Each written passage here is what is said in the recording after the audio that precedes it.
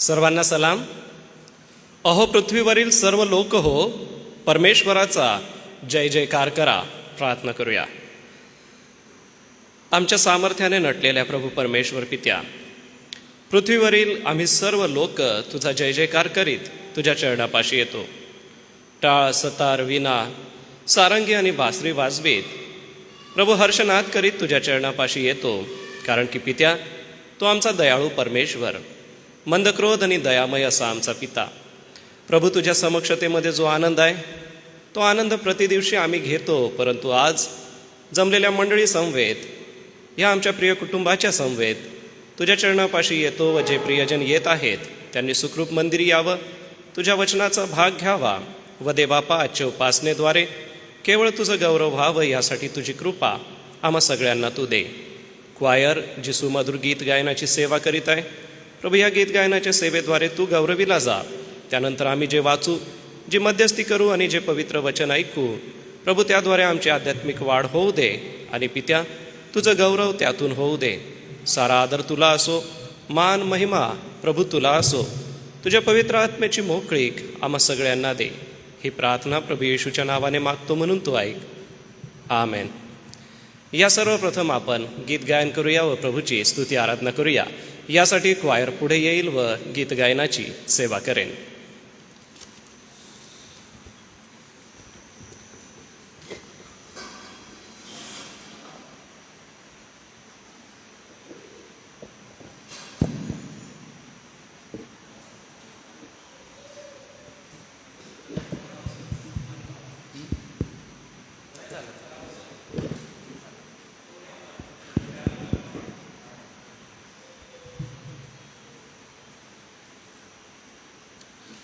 Hello. सर्वांना प्रभू येशूच्या नावात सलाम. पुन्हा एकदा आठवडाभराच्या विश्रांतीनंतर परमेश्वराच्या पवित्र मंदिरात आपण सर्व एकत्र आलेलो आहोत आणि म्हणून त्याची स्तुती आराधना करीत आपण आजच्या भक्तीमध्ये पुढे जाणार आहोत. वंदे प्रभू वंदे मसी, शत शत वंदना वंदे प्रभू, हे सुंदर गीत आपण सर्व मिळून यावेळेला गाऊया.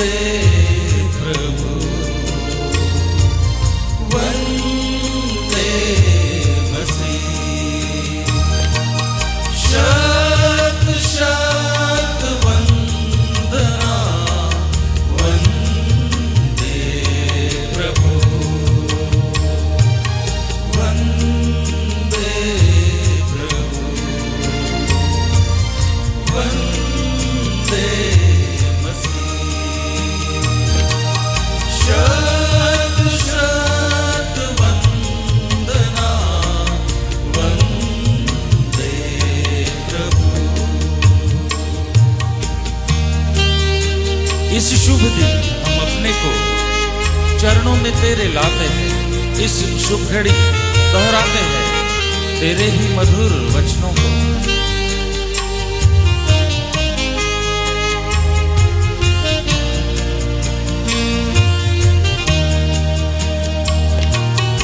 इस शुभ दिन हम अपने को चरणों में तेरे लाते हैं. इस शुभ दिन हम अपने को चरणों में तेरे लाते हैं, इस शुभ घड़ी दोहराते हैं तेरे ही मधुर वचन को, इस शुभ घड़ी दोहराते हैं तेरे ही मधुर वचन को। वंदे प्रभु, वंदे मसीह, शत शत वंदना, वंदे प्रभु। अर्पण करते हैं इस जीवन को, वचनामृत दे दे शरणागत को, अपने में कर ले पूर्ण प्रभु, धन्य मसीह धन्य प्रभु।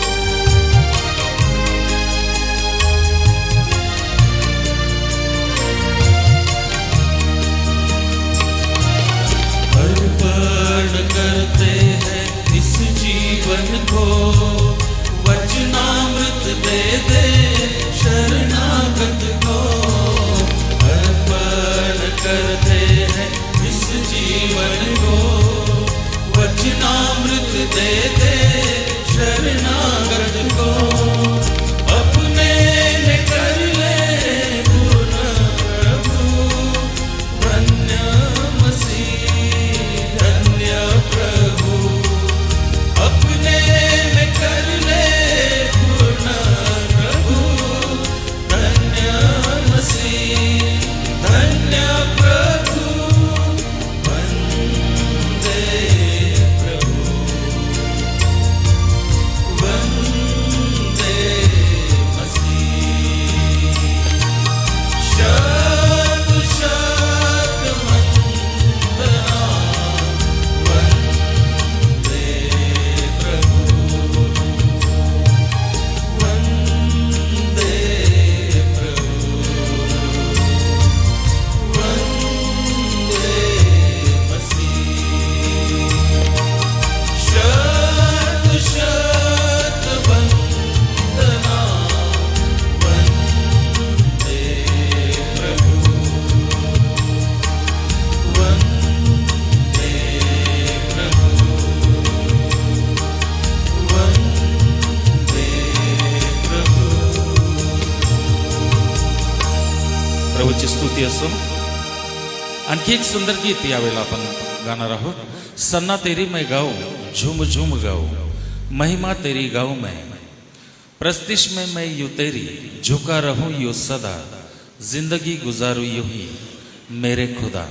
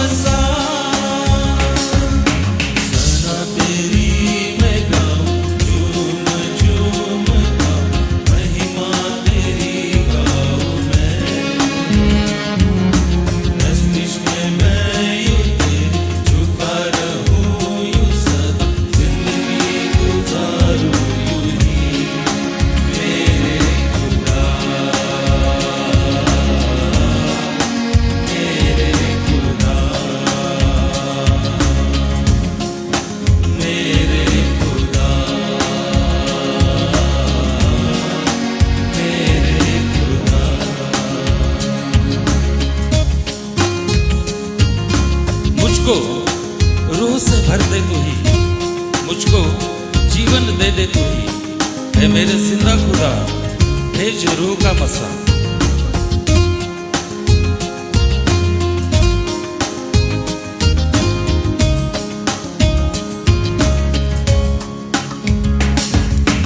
मुझको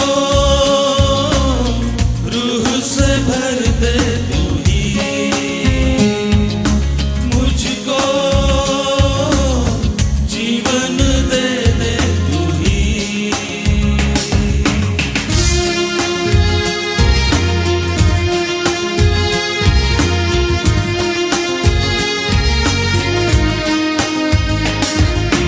मुझको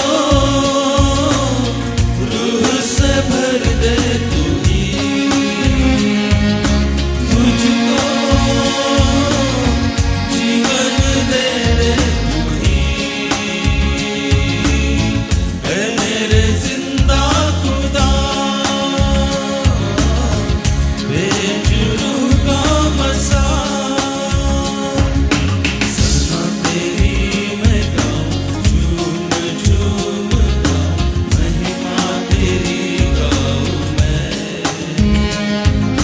प्रस्तिश में मैं यूं तेरी झुका रहूं यूं सदा, जिंदगी गुजारूं यूं ही, मेरे खुदा, मेरे खुदा, मेरे खुदा, मेरे खुदा। सना तेरी मैं गाऊं, झूम झूम गाऊं, महिमा तेरी गाऊं मैं। प्रस्तिश में मैं यूं तेरी झुका रहूं यूं सदा, जिंदगी गुजारूं यूं ही, मेरे खुदा, मेरे खुदा, मेरे खुदा, मेरे खुदा। प्रभूची स्तुती असो. आपण विजय संगीत गीत नंबर 38 यावेळेस काढूया. एकांती जा सकाळी तसा दुपारीही, तसेच संध्याकाळी फिरूनी रात्री.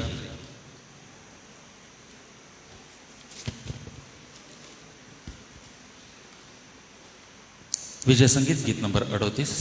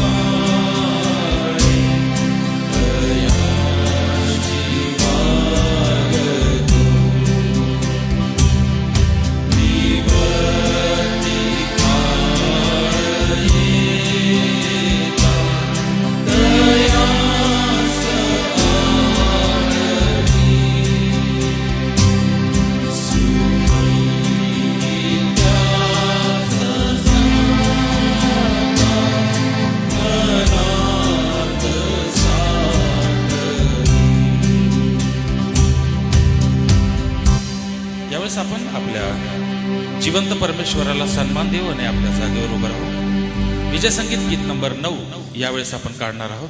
ख्रिस्तात स्तवा खालीवरी, नमा हो त्या समोर, मुकुट घाला त्यावरी, तो धन्य राजा थोर.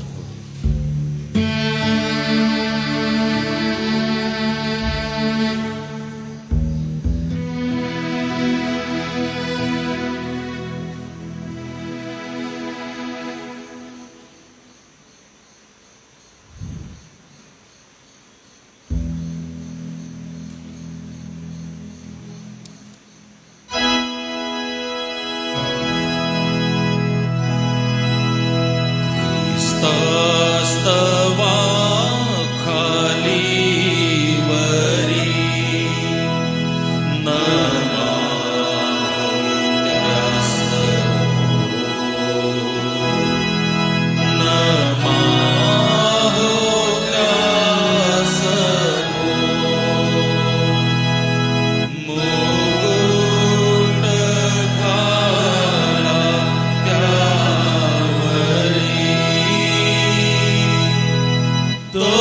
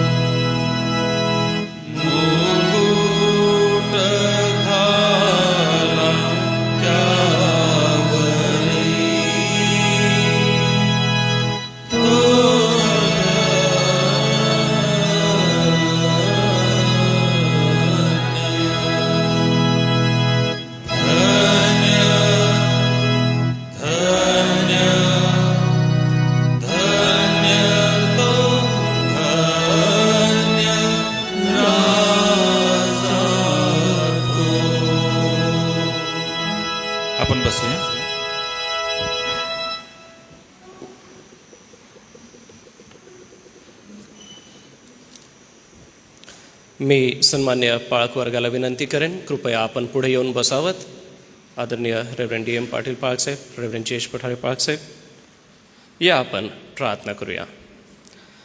हे सर्व समर्थ दयाळू परमेश्वर पित्या, तुझ्या चरणापाशी आम्ही पुन्हा एक वार येतो व तुझी जी समक्षता आहे ती नव्याने आम्ही अनुभवतो.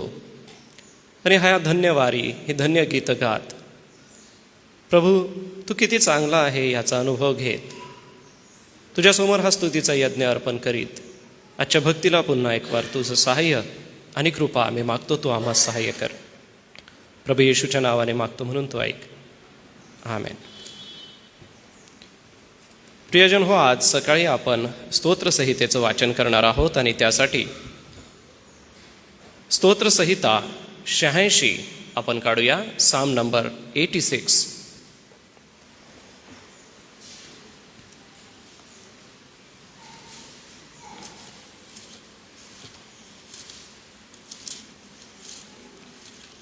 हे जे 86 जे स्तोत्र आहे त्या स्तोत्रामध्ये देवाने सर्वदा दया करावी म्हणून केलेली एक प्रार्थना आहे आणि ही दाविदाची प्रार्थना आहे. ही प्रार्थना आपण वाचणार आहोत. त्यासाठी आपण आपल्या जागेवर उभं राहू, जिवंत देवाला सन्मान देऊया आणि पहिलं वचन मी वाचेल व मंडळी आपणाला विनंती आहे की आपण दुसऱ्या वचनापासून पुढे साखळी पद्धतीने आळीपाळीने हे वाचत जाणार आहोत. प्रभूच्या गौरवासाठी मी स्तोत्र 86 याचं वाचन करतो. हे परमेश्वरा, कान लाव, मला उत्तर दे, मी दीन व दरिद्री आहे.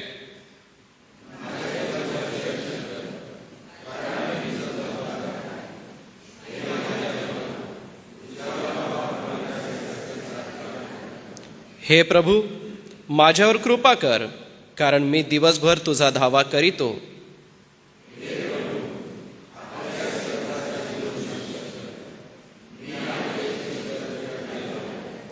हे प्रभू, तू उत्तम व क्षमाशील आहेस आणि तुझा धावा करणाऱ्या सर्वांवर विपुल दया करणारा आहेस.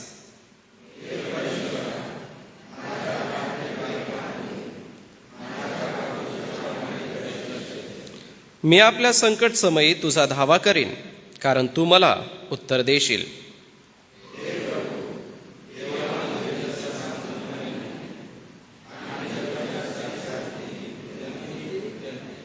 हे प्रभू, तू उत्पन्न केलेली सर्व राष्ट्र येऊन तुझ्या पाया पडतील, तुझ्या नावाचा महिमा गातील.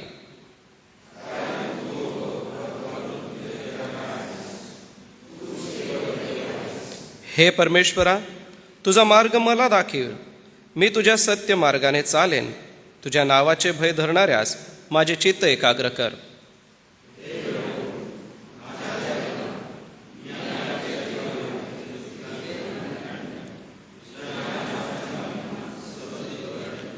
कारण माझ्यावर तुझी दया फार आहे. अधोलोकाच्या तळापासूनच तू माझा जीव धरिला आहे.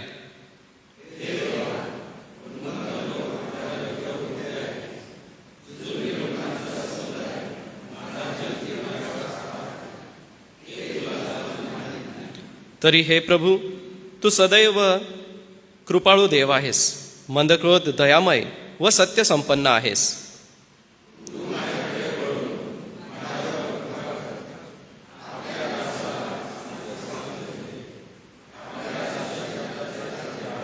सतरा वचन एकत्र वाचू. हे परमेश्वरा, तू माझ्यावर प्रसन्न झाल्याचे काही चिन्ह दाखव, यासाठी की तू माझे सहाय्य व समाधान केले आहे. हे पाहून माझ्या द्वेष्ट्यांनी लज्जित व्हावं. उभे असतानाच आपण आपला विश्वास जाहीर करूया व प्रेषितांचं मतांगीकार एका सुरात म्हणूया. सर्व समर्थ देव जो पिता, आकाश व पृथ्वी यांचा उत्पन्न करता, त्याचवर मी विश्वास ठेवितो आणि त्याचा एकुलता एक पुत्र येशू ख्रिस्त आमचा प्रभू, जो पवित्र आत्म्याच्या योगाने गर्भरूप झाला, कुमारी मरियेच्या उदरीस जन्मास आला, पंत पिलाताच्या वेळेस ज्याने दुःख भोगिले, ज्याला वधस्तंभावर खिळले आणि जो मरण पावला व ज्याला पुरले, जो मृतलोकात उतरला व तिसऱ्या दिवशी मेलेल्यांमधून पुन्हा उठला, स्वर्गात चढला आणि सर्व समर्थ देव जो पिता याच्या उजवीकडे बसला आहे. तेथून जिवंतांचा व मेलेल्यांचा न्याय करावयास जो येणार आहे, त्याचवर मी विश्वास ठेवितो. पवित्र आत्मा, पवित्र सार्वत्रिक मंडळी, पवित्र जनांचा सहभागीपणा, पापांची क्षमा, देहाचे पुनरुत्थान आणि सार्वकालिक जीवन याविषयी मी विश्वास धरितो. आमेन. धन्यवाद. आपण बसूया. पुन्हा एक वार आम्ही आमच्या दयाळू प्रभू परमेश्वराकडे त्याची दया नव्याने मागूया, त्याची कृपा नव्याने मागूया. सोबतच जे अनंत आशीर्वादाचे स्रोत परमेश्वर पित्याने आम्हाला दिलेले आहेत, त्या सगळ्यांसाठी आम्ही त्याची उपकार स्तुती करूया. जी गौरवी सेवा प्रभूने आमच्या हाती दिलेली आहे, ही सेवा करीत असताना आमचा प्रभू आम्हाला शक्ती देतो, बळ देतो, सुबुद्धी आणि ज्ञानसुद्धा देत असतो. आणि SAMच्या या सर्व क्षेत्रामध्ये आपले मान्य अध्यक्ष महोदय, आपले कार्यकारी संचालक, त्याचप्रमाणे सर्व विश्वस्त यांना प्रभूने जी कृपा पुरवली, त्या कृपेसाठी प्रभूचा आपण आभार मानूया. यासोबतच आपण सर्व प्रिय विश्वासणारे मंडळीचा घटक म्हणून, प्रभूच्या मंडळीचे एक विभाग म्हणून आपलं जीवन जगत असताना आमच्या आध्यात्मिक वाढीसाठी आमचा प्रभू आम्हाला कृपा देत आहे, त्यासाठी आम्ही आभाराची प्रार्थना प्रभूचरणी करूया. यासोबतच आपल्या ज्या विविध मंडळ्या आहेत, विविध क्षेत्रात आहे, या सर्व मंडळांच्या सेवा कार्यासाठी आम्ही प्रभूला धन्यवाद देत त्यासाठी प्रभूचरणी जाऊया. यासोबतच प्रियांनो, आपल्या मंडळीत काही आजारी प्रियजन आहेत, त्यांची आपण प्रार्थनेत आठवण करूया. इयत्ता 10वी 12वीच्या परीक्षांमध्ये लेकरांना प्रभूने कृपा पुरवली, चांगली परीक्षा देण्यास सहाय्य केलं. ज्या प्रियांना आरोग्य दिलं त्यांच्यासाठी आपण उपकार स्तुती करूया. सोबतच मागील सप्ताहामध्ये आपल्या मंडळीतील बहीण अर्पणा शिलास वाघमारे हिला परिचारिका म्हणून सेवा करण्यासाठी पाचारित करण्यात आलं. धडगाव या ठिकाणाच्या रुग्णालयामध्ये तिला प्रभूने सेवेची संधी दिली. तिच्यासाठीही उपकार स्तुतीची प्रार्थना करावी या विनंतीसहित आपण प्रार्थना करूया. यासोबतच आपल्या ज्या नित्य विनंत्या आहे त्या मी घेत प्रार्थना करतो. लवकरच आपण पॅशन वीक साजरा करणार आहोत, त्या दिवसांसाठी, येणाऱ्या वक्तेगणांसाठी प्रभूकडे कृपा मागूया. या मी सगळ्यांच्या वतीने प्रार्थना करतो. हे आमच्या दयाळू मंदक्रोध दयामय पित्या, आम्ही तुला धन्यवाद देतो, कारण की प्रभू या स्तोत्राच्या वाचनाने तू आम्हाला तुझ्या समक्षतेचा आशीर्वाद दिलेला आहे. कारण ती दाविदाने केलेली प्रार्थना जी आमच्या मुखाने आज आम्ही तुझ्यासमोर सादर केलेली आहे. प्रिय प्रभू, आम्ही मागील दिवसांची आठवण करीत असता तू आम्हाला अनंत अशा आशीर्वादाने भरलंस. संकट, अडचणी या सगळ्यांमधून प्रभू तू आम्हाला पार नेलंस आणि तू आमच्यासोबत होतास याची वेळोवेळी आम्हाला जाणीव दिलीस. युगाच्या समाप्तीपर्यंत तू आम्हाबरोबर आहेस असं ख्रिस्त येशूच्या द्वारे तू आम्हाला सांगतोस. दयाळू परमेश्वरा, जग आणि जगाची परिस्थिती बदलत असताना प्रभू तू आमच्यासोबत आहेस हे अभिवचन नेहमीच कायम आहे. एवढंच नव्हे तर वातावरणामध्ये जे बदल आहेत, अनेक वेळेला उष्णतेचा प्रकोप आम्हाला जाणवतो, परंतु प्रभू याहीमध्ये तुझी कृपा आम्हाला देत आहेस, त्यासाठी आम्ही आभार मानित तुझ्या चरणापाशी पुन्हा एक वार एक उपकार स्तुती करीत, आभार मानित आणि एक मध्यस्थीची प्रार्थना करीत आज जमलेले आम्ही सर्व विश्वासणारे तुझ्या चरणापाशी येत आहोत. देवापा, येथे जमलेला हा सर्व विश्वासणाऱ्यांचा समूह एका दिलाचा आहे, एका जीवाचा आणि एका मनाचा आहे, जो तुझ्या आराधनेसाठी, उपकार स्तुतीसाठी जमलेला आहे. व दे बापा, तुझे पवित्र वचन आम्हाला देत आहेत, ते आम्ही ऐकून घ्यावं व त्यानुसार आमच्या जीवनाची चालचलणूक असावी व आमची आध्यात्मिक वाढ तुझ्या पवित्र वचनानुसार व्हावी. यासाठी पुन्हा एक वार पवित्र वचनाचं मनन करण्याची ही सकाळ तू आम्हाला दिलीस. प्रिय दे बापा, आम्ही आभार मानतो SAMच्या सेवा कार्यासाठी व या क्षेत्रामध्ये गेल्या 100 वर्षापेक्षा अधिक काळ प्रभू सेवा करण्याची तू संधी देत आहेस आणि या संधीला केवळ तुझ्याकडूनच आम्हाला सामर्थ्य मिळतं. कारण प्रभू आमचा पुरवठा असा तू आहेस, आमचा यावे यिरे केवळ तूच आहेस. दयाळू दे बापा, तुझं पाहून पुरवठा करणारा परमेश्वर पिता, त्या तुझ्याकडे आम्ही येतो, तुझ्याकडे कृपा मागतो. कारण की प्रभू स्तोत्रकर्ता म्हणतो की परमेश्वर माझा मेंढपाळ आहे, मला काही उणे पडणार नाही. दे बापा, याच गोष्टीला आम्ही अनुलक्षून पुढे चालत आहोत, कारण की आम्हाला कोणत्याही चांगल्या वस्तूची वाण पडलेली नाही आहे. दिवसेंदिवस प्रभू तू आम्हाला शक्तीने, बळाने, सामर्थ्याने, एवढंच नव्हे तर प्रभू शैक्षणिक क्षेत्रात, आध्यात्मिक क्षेत्रात तू आम्हा सगळ्यांना पुढे घेऊन जात आहेस. या सगळ्यांसाठी प्रभुदेव बापा आम्ही आभार मानतो. आमचे मान्य अध्यक्ष, आमचे मान्य कार्यकारी संचालक आणि संस्थेचे सर्व विश्वस्त प्रिय प्रभू, ह्या सर्व पदाधिकाऱ्यांसाठी आम्ही धन्यवाद देतो आणि प्रार्थना करतो की या पदाधिकारी वर्गांना प्रभू तू नेमलेला आहेस आणि तुझ्या पवित्र आत्म्याची कृपा त्यांच्यावर ठेवलेली आहेस. आणि प्रभू, ही कृपा तू त्यांच्यावरती करून मंडळीला आणि समाजाला जो आध्यात्मिक आशीर्वाद देत आहेस त्यासाठी आम्ही आभार मानतो. पडद्याच्या मागे कष्ट खूप आहेत, मेहनत खूप आहे. जसं आम्ही प्रेषितांची कृत्याचं अध्ययन करतो, प्रिय देव बाप्पा, अनेक वेगवेगळ्या सेवा त्या ठिकाणी नेमलेल्या आहेत. वचनाची सेवा आहे, सोबतच व्यवस्थापनाची सेवा देखील आहे. आणि ही व्यवस्थापनाची सेवा करीत असताना आमचे अध्यक्ष महोदय, आमचे कार्यकारी संचालक आणि संस्थेच्या विश्वस्तांना एवढंच नव्हे तर विविध समित्यांवरती नेमलेल्या पदाधिकारी वर्गांसाठी आमची प्रार्थना आहे. प्रभू, तू त्यांना सहाय्य कर व त्यांची सेवा आशीर्वादित अशी कर. कारण की प्रभू, दूरदृष्टिकोन तू देत असतोस आणि ते साध्य करण्यासाठी तू आपल्या कृपेचा वर्षावही करत असतो. कारण दे बाप्पा, ध्येय गाठण्यासाठी तुझ्याकडूनच आम्हाला शक्ती मिळते. आणि म्हणून आज जमलेला हा संपूर्ण समूह तुझ्या चरणापाशी येऊन आमच्या या सर्व प्रिय पदाधिकाऱ्यांसाठी तुझ्याकडे दे बाप्पा कृपा मागत आहोत. या सर्वांची सेवा प्रभू आशीर्वादाची कर. ज्या सुंदरशा मंडळ्या आहेत ग्रामीण क्षेत्रात, शहरी क्षेत्रात, विविध विभागामध्ये प्रभू SAM जे सेवा कार्य करीत आहे, या सर्व सेवा करीत असताना सर्व पाळक वर्ग, सर्व सुवार्थिक वर्ग व यासोबतच त्यांचे सर्व सहकारी, मंडळांचे अध्यक्ष, मंडळांचे खजिनदार आणि मंडळांचे सचिव, यासोबत मंडळांमध्ये सेवा करणारं पंचमंडळ, महिला मंडळ, तरुण संघ आणि संडे स्कूल अशी जी विविध क्षेत्र प्रभू मंडळीची आहे, या सर्व क्षेत्रांना पुन्हा एक वार तुझ्या हातामध्ये देतो. व परमेश्वरा, तुझ्याकडून कृपा असावी, अनुग्रह असावा व ही सेवा अविरत पुढे चालत राहावी. आज संपूर्ण जगभरामध्ये ज्या ज्या ठिकाणी तुझं पवित्र वचन गाजवलं जात आहे पित्या, या वचनाची घोषणा होत आहे, त्या वचनाची घोषणा सगळ्यांसाठी आशीर्वादाची कर.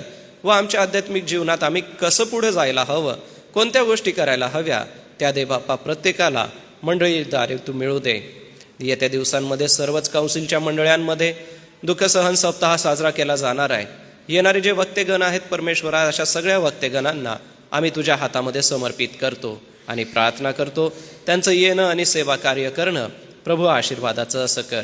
दयाळू दे बापा, आम्ही प्रार्थना करतो आमच्या सर्व शाळेंसाठी, आमचे सर्व प्राचार्य, पर्यवेक्षक, शिक्षक आणि शिक्षकेतर कर्मचारी. दयाळू दे बापा, आम्ही आभार मानतो कारण की याच ठिकाणी आम्ही वेळोवेळी तुझ्या चरणी प्रार्थना केली आणि प्रभू तू प्रार्थनेला उत्तर देतोस याची प्रचिती आम्हाला आली. व ज्या सुंदरशा इमारती तू शाळेच्या रूपाने आम्हाला दिल्यास त्यासाठी आम्ही आभार मानतो. जरी लॉकडाऊन आणि कोविडचा काळ होता तरी प्रभू तू आपली कृपा पुरवलीस व हे बांधकाम पूर्ण करण्यास सहाय्य केलं. व लवकरच आमचे सर्व विद्यार्थी त्या ठिकाणी एकत्र जमतील आणि शिक्षणाचा मौल्यवान वाटा उचलतील. त्यासाठी प्रभू समर्पित असे आमचे सर्व प्राचार्य, आमचे सर्व पर्यवेक्षक यांच्यासाठी आम्ही आभार मानतो. शिक्षकांच्या गौरवी सेवेसाठी प्रभू आम्ही तुझी स्तुती करतो. मराठी माध्यम सोबतच इंग्रजी माध्यम, नंदुरबार व विविध क्षेत्रामध्ये असलेल्या ज्या संस्थेच्या शाळा आहेत परमेश्वरा, त्या सर्व शाळांना तुझी कृपा दे. व विद्यार्थी घडवत असताना आम्ही येणारा महाराष्ट्र घडवत आहोत, येणारा आमचा प्रिय भारत देश घडवत आहोत. यासाठी दे बापा आमचे विद्यार्थी शिकतील, समाजाचं नेतृत्व करतील व या समाजामध्ये ते चमकून दिसतील. यामागे आमचे सर्व जे प्राचार्य आहेत त्यांचं कष्ट आहे, त्यांचं नियोजन आहे. सोबतच स्कूल कमिटीसाठी आम्ही आभार मानतो. आणि दे बापा, आमचे शिक्षक जे अहोरात्र यासाठी कष्ट करीत आहे त्यांचं सेवा कार्य प्रभुत्व आशीर्वादाचं कर. ज्या विद्यार्थ्यांनी विविध क्षेत्रामध्ये यश मिळवलं आहे त्यांच्यासाठी आम्ही आभार मानतो. इयत्ता 10वी आणि 12वीच्या विद्यार्थ्यांसाठी आभार मानित प्रार्थना करतो. त्यांचे पेपर चांगले लिहिले जात आहेत त्यासाठी प्रभू आम्ही उपकारस्तुती करतो. व विद्यार्थ्यांच्या पुढील जीवनाच्या बांधणीसाठी, शैक्षणिक क्षेत्रात पुढे जाण्यासाठी हे वर्ष महत्त्वाचे असणार आहेत. म्हणून दे बापा, मंडळीत शिकणाऱ्या सर्व इयत्ता 10वी आणि 12वीच्या विद्यार्थ्यांना तुझी कृपा दे. यासोबतच जे विविध क्षेत्रात वेगवेगळे प्रशिक्षण घेत आहेत त्यांचंही अध्ययन प्रभू आशीर्वादाचं कर. प्रिय प्रभू, आमच्या हॉस्टेलसाठी आम्ही नेहमीच तुझ्या चरणी प्रार्थना करीत आहोत. आमचे हॉस्टेल वॉर्डन, आमचे हॉस्टेल सुप्रिटेंड आणि त्यांचे सर्व सहकारी दे बापा, एक पालक म्हणून ते या ठिकाणी सेवा करीत आहे.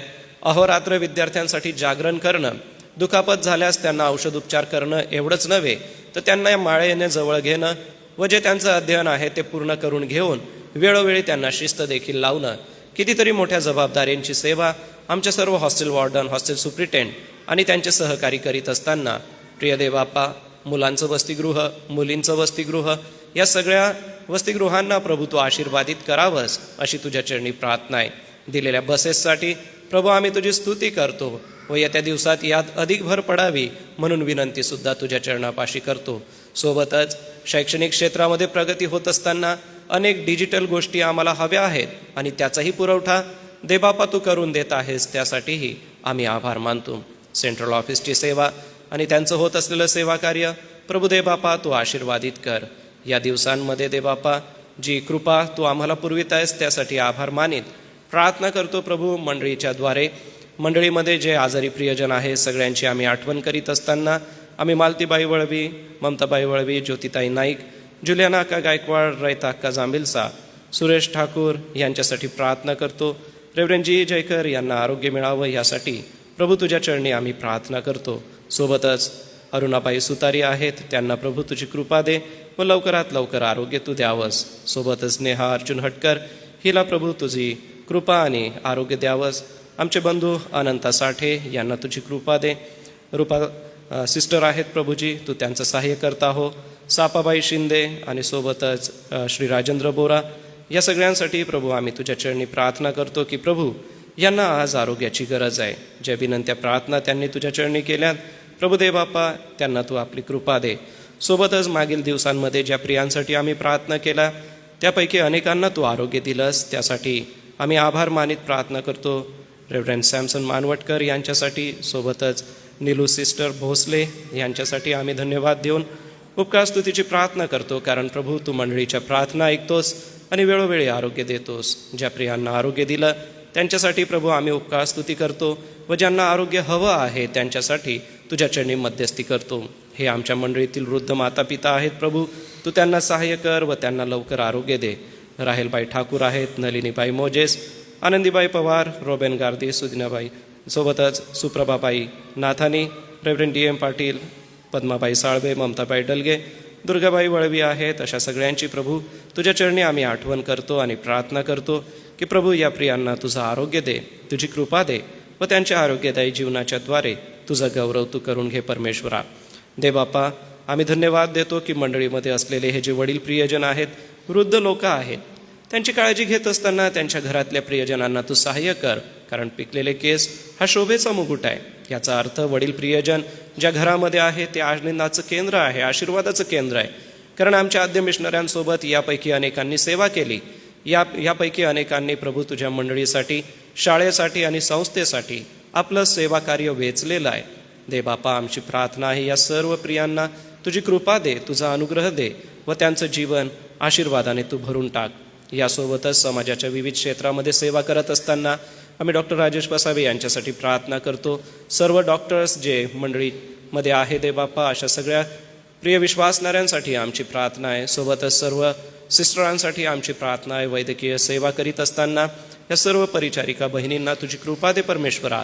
यासोबतच वैद्यकीय क्षेत्रामध्ये जी विविध सेवा करीत आहे अशा आमच्या मंडळीतल्या प्रत्येकाला तुझी कृपा लाभू दे व त्यांचं सेवा कार्य प्रभू आशीर्वादित कर. आम्ही आमची बहीण अर्पणा शिलास वाघमारे हिच्यासाठी आभार मानतो व जी सेवेची संधी प्रभू तू धडगाव या ठिकाणी तिला दिलेली आहे, तिची सेवा प्रभू तू आशीर्वादित कर आणि या सेवेच्या द्वारे पित्या तू गौरविला जा. सोबतच देबापा आम्ही प्रार्थना करतो आमच्या मंडळीतील प्रिय लेकरांसाठी, जी लेकरं बाहेरगावी शिक्षण घेत आहे अशा सगळ्या लेकरांचं शिक्षण प्रभू तू आशीर्वादित कर. कोणी वैद्यकीय क्षेत्रात आहे, कोणी तांत्रिकी क्षेत्रात आहे, कोणी सामाजिक सेवेसाठी आपलं समर्पण केलेलं आहे, कोणी स्पर्धा परीक्षेसाठी आमची विद्यार्थी आहे. प्रभू ज्या वेळेला आम्ही मंडळीचं अवलोकन करतो त्यावेळेला आम्हाला मंडळीबद्दल आशा आहे आणि मंडळीबद्दल व शिकणाऱ्या लेकरांबद्दल फार उपकार स्तुती करतो. कारण की प्रभू एक येणारी शिक्षित पिढी आम्हाला मिळणार आहे आणि प्रभू मंडळीतली ही लेकरं शिकून आज मंडळीला पुढे घेऊन जातील व समाजामध्ये ख्रिस्ती विश्वासणाऱ्यांचं नाव लौकिक लवकरच होणार आहे. म्हणून देबापा आमच्या मंडळीतून अनेक लेकरं जे वैद्यकीय प्रशिक्षण घेत आहे, इंजिनिअरिंगचं घेत आहेत, सोबतच स्पर्धा परीक्षा आणि विविध क्षेत्रांमध्ये जात आहेत, अशा सगळ्यांचं सेवा कार्य प्रभू तू आशीर्वादित कर, शिक्षण आशीर्वादित कर. आमचे बंधू जोशुआ वळवी यांची आम्ही आठवण करतो. त्यांचं देबापा कॅनडातील वास्तव्य तू आशीर्वादित कर, त्यांचं सेवा कार्य आशीर्वादित कर. सोबतच अभिषेक व्यास याच्या अध्ययनासाठी आम्ही प्रार्थना करतो. त्याचं शिक्षण प्रभू आशीर्वादित कर. तू त्याच्यासोबत आहेस. सोबतच दे बापा, आम्ही आजच्या या सकाळी आठवण करतो रेव्हरंड रोलन ओस्कारसन, आमचे बंधू सायमन जयकर, त्याचप्रमाणे अनेक जे प्रियजन आम्हाला ओळखतात व जे आम्हासाठी प्रार्थना करतात, जे आम्ही त्यांच्यासाठी प्रार्थना करतो. सिस्टर सोलवी आहेत, त्यांच्यासाठी आम्ही प्रार्थना करतो. प्रभू तू त्यांना सहाय्य करता असा हो. त्यांचं सेवा कार्य प्रभू तू आशीर्वादित कर. डॉक्टर वॉल्टा व त्यांचा परिवार, सोबतच बंधू मदन वळवी आणि त्यांचा परिवार, या सगळ्यांची प्रभू परमेश्वर पित्या आज सकाळी मंडळी म्हणून आम्ही सगळे आठवण करतो. ह्या सगळ्यांचं सेवा कार्य आशीर्वादाचं कर. पोलीस दलातले जे सेवा कार्य आहे ते सर्व पोलीस बंधू आणि भगिनी यांची सेवा आशीर्वादित कर. विविध क्षेत्रामध्ये विविध ऑफिसेसमध्ये जे सेवा करणारे आमचे बंधू आणि भगिनी आहे, सगळ्यांना तुझी कृपा दे. त्यासोबतच प्रभू आम्ही श्री दिलीप नाईक यांच्या सेवेसाठी प्रार्थना करतो. नाईक साहेबांना तुझी कृपा दे. त्यांचं सेवा कार्य प्रभू समाजाच्या सेवेसाठी आहे, समाजाच्या हितासाठी आहे. हे सेवा कार्य करत असताना अनेक अडचणी समस्या येतील, परंतु प्रभू परमेश्वरा त्यावरून पुढे जाण्यास, अशीच अविरत ही सेवा करण्यास प्रभू तू त्यांचा उपयोग नेहमीच करून घे. यासोबतच दे बापा, आम्ही प्रार्थना करतो आमचा प्रिय भारत देश, आमचे माननीय पंतप्रधान, त्यांचं मंत्रिमंडळ यांच्यासाठी, आमच्यासोबतच सर्व स्टेटचे जे CM आहेत त्यांच्यासाठी, यासोबतच आमचा प्रिय महाराष्ट्र, आमचे माननीय सर्व मुख्यमंत्री साहेब आणि त्यांच्यासोबत सेवा करणारे सर्व वर्ग, यासोबतच आमच्या माननीय जिल्हाधिकारी आणि सर्व पदाधिकारी वर्गांसाठी. प्रिय प्रभू, आता लवकरच इलेक्शन आहे आणि यामध्ये कसल्याही प्रकारचा गोंधळ होऊ नये. देशामध्ये शांतता नांदावी आणि सर्व गोष्टी शांततेने आशीर्वादित रीतीने व्हाव्यात अशी तुझ्या चरणी आम्ही प्रार्थना करतो ते बापा, आमच्या देशावर तुझी कृपा असू दे. सर्व प्रकारच्या नैसर्गिक आपत्तीपासून आणि परकीय आक्रमणांपासून आमच्या देशाचं तू संरक्षण कर परमेश्वर पित्या. यासोबतच दे बापा, आम्ही प्रार्थना करतो आमच्या प्रिय नंदुरबार शहरात शांती नांदू दे.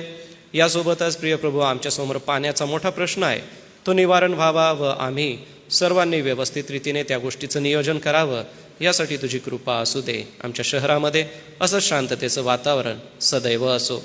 हे दयाळू परमेश्वर पित्या, आम्ही लवकरच दुःख सहन सप्ताहाकडे जाणार आहोत. होसांना होसांना गीत गायन करीत तुझे यरुशलेमेमध्ये जे जयोत्सवाने स्वागत होणार आहे, त्या स्वागताची आम्ही वाट पाहत असताना पुढील सप्ताह जो आम्ही तुझं पवित्र वचन मनन चिंतन करू, मंडळीची आध्यात्मिक वाढ त्यातून नक्कीच होणार आहे. प्रिय प्रभू, जे वक्तेगण तू आम्हाला दिलेले आहेत, रेव्हरंड विद्यासागर गायकवाड यांच्यासाठी आभार मानतो आणि प्रार्थना करतो त्यांचं आमच्याकडे येणं दे बापा तू आशीर्वादाचं कर व त्यांचं सेवा कार्य आम्हा मंडळीसाठी आध्यात्मिक वाढीसाठी उपयोगी असावं असं तू कर. चांगलं आरोग्य तू त्यांना दे व त्यांच्या आरोग्यदायी जीवनाद्वारे चांगली वचनाची सेवा होऊ दे. कौन्सिलच्या विविध मंडळांमध्ये होणारा पॅशन वीक आशीर्वादाचा कर व जे वक्तेगण त्या ठिकाणी येतील त्या प्रत्येक वक्तेगणांना प्रभू तुझी कृपा आणि अनुग्रह लाभू दे. दयाळू दे बापा, यासोबतच ज्या आमच्या मंडळीतल्या विविध सेवा कार्यांना प्रभू तू कृपा पुरवित आहेस, बिल अध्ययन असो, सोबतच 2-7 मालिकेचं अध्ययन असो, महिला मंडळामध्ये असलेलं सेवा कार्याचं दे बापा जे स्फुरण तू दिलेलं आहे त्यासाठी आम्ही आभार मानतो. ग्रामीण क्षेत्रामध्येही प्रभू तुझं वचन गाजवलं जात आहे, त्यासाठी देखील आम्ही आभार मानतो. यासोबतच दे बापा, विविध सेवा ज्या मंडळीच्या द्वारे आहेत त्या सर्व तू आशीर्वादित कर आणि ह्या सर्व सेवा प्रभू आम्ही तुला सादर करतो. तू आम्हाला सहाय्य करतास हो. यासोबतच आमचं जीवन नव्याने तुला अर्पित करतो. तू आमचा पाठीराखा हो. सारा आदर दयाळू दे बापा तुला असो. मान, महिमा आणि गौरव प्रभू तुलाच असो. प्रार्थना तारणाऱ्या प्रभू येशू ख्रिस्ताच्या गोड आणि सुमधुर नावात केली म्हणून तू ऐक. आमेन. यावेळेला आपण दान घेऊया. दानार्पणाच्या या सेवेसाठी क्वायर पुढे येईल व गीत गायनाची सेवा करेन.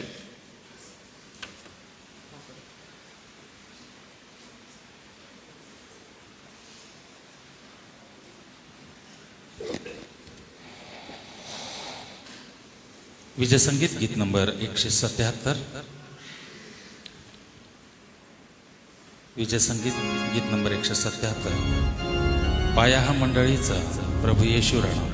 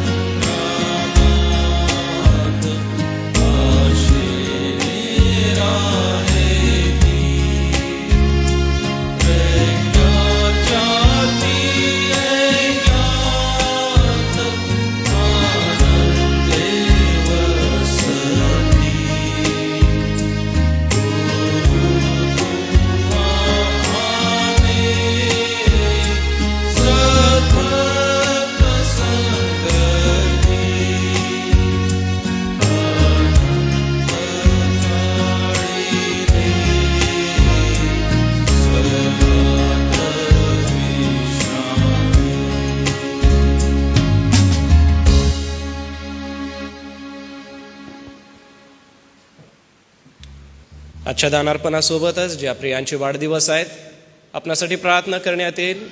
माझ्याकडे काही यादी आहेत, तरी ज्यांचे वाढदिवस आहे आपण पुढे येऊ शकता. आपणासाठी प्रार्थना करण्यात येईल. मी दानार्पण व दानार्पणाच्या प्रार्थनेसाठी व वाढदिवसाच्या प्रार्थनेसाठी सन्मान्य रेव्हरंड जयेश पठारे पाळसाहेब आपणाला विनंती करणार आहेत. आपण प्रार्थना करावीत. आज पास्टर डेव्हिड मोजेस, अंकुर वसावे, गीतांजली पाटील आणि आरव वाघ या प्रियांचा वाढदिवस आहे. मंडळीच्या वतीने आपणाला शुभेच्छा. सोबतच मंगळवारी स्वप्नील डोंगरे, ख्रिस्टियन आकाश ठाकूर आणि उत्कर्ष डेव्हिड यांचा वाढदिवस आहे. ख्रिश्चन आकाश ठाकूर हिचा हा पहिलाच वाढदिवस आहे. बुधवारी रुचिता डोंगरे, प्रीतमा वळवी पाडवी, शैलेश डलगे. शुक्रवारी मनोज नाथानी, शनिवारी प्रियंका डोंगरे आणि रेव्हरंड अनुप वळवी. आकाश पौलस वाघमारे यांच्याकडून दशमांश आहे, तो प्रभूच्या भांडारात टाकतो. रेव्हरंड सॅमसन मानवटकर नागपूर यांना प्रभूने नवीन जीवन दिल्याबद्दल उपकार स्तुतीचं दान आहे, ते मी प्रभूच्या भांडारात अर्पण करतो. राकेश पी झालटे यांच्याकडून दशमांश आहे. राकेश पी झालटे यांच्याकडून जानेवारी आणि फेब्रुवारी हा दशमांश आहे व मार्च महिन्याचा सुद्धा दशमांश आहे, तो प्रभूच्या भांडारात टाकतो. अर्पणा विजय गारदी हिच्याकडून उपकार स्तुतीचं दान आहे, ते प्रभूच्या भांडारात टाकतो. व सुभाष बथवेल वळवी यांच्याकडून दशमांश आहे, तो मी प्रभूच्या भांडारात अर्पण करतो. सोबतच रेचल पठारे हिने उपकार स्तुतीचं दान टाकलेलं आहे वाढदिवसानिमित्ताने, ते मी प्रभूच्या भांडारामध्ये टाकतो. यासोबतच मागील सप्ताहामध्ये धुळे येथून आपल्या काही सिस्टर लोक नंदुरबार या ठिकाणी सेवेसाठी कार्यरत झालेला आहे, त्यांचीही पाळकसाहेब आपण आठवण करावी.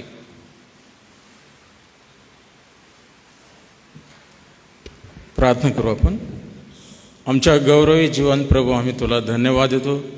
पुन्हा एक वार तू आम्हाला ही प्रार्थना करण्यासाठी, तुझी भक्ती आराधना करण्यासाठी तू एकत्र केलंस. तुझ्या नावाला धन्यवाद असो प्रभू. आम्ही तुझे आभार मानतो, कारण तू किती चांगला आहे याचा अनुभव मागील दिवसांमध्ये आम्हा सर्व विश्वासणाऱ्यांना तू दिलास. प्रभू, तू आमच्या सर्वांच्या बरोबर राहिलास. तू आम्हाला अद्भुत रीतीने चालवलंस. या तुझ्या अनुग्रहाबद्दल आम्ही तुला मान महिमाने गौरव देतो.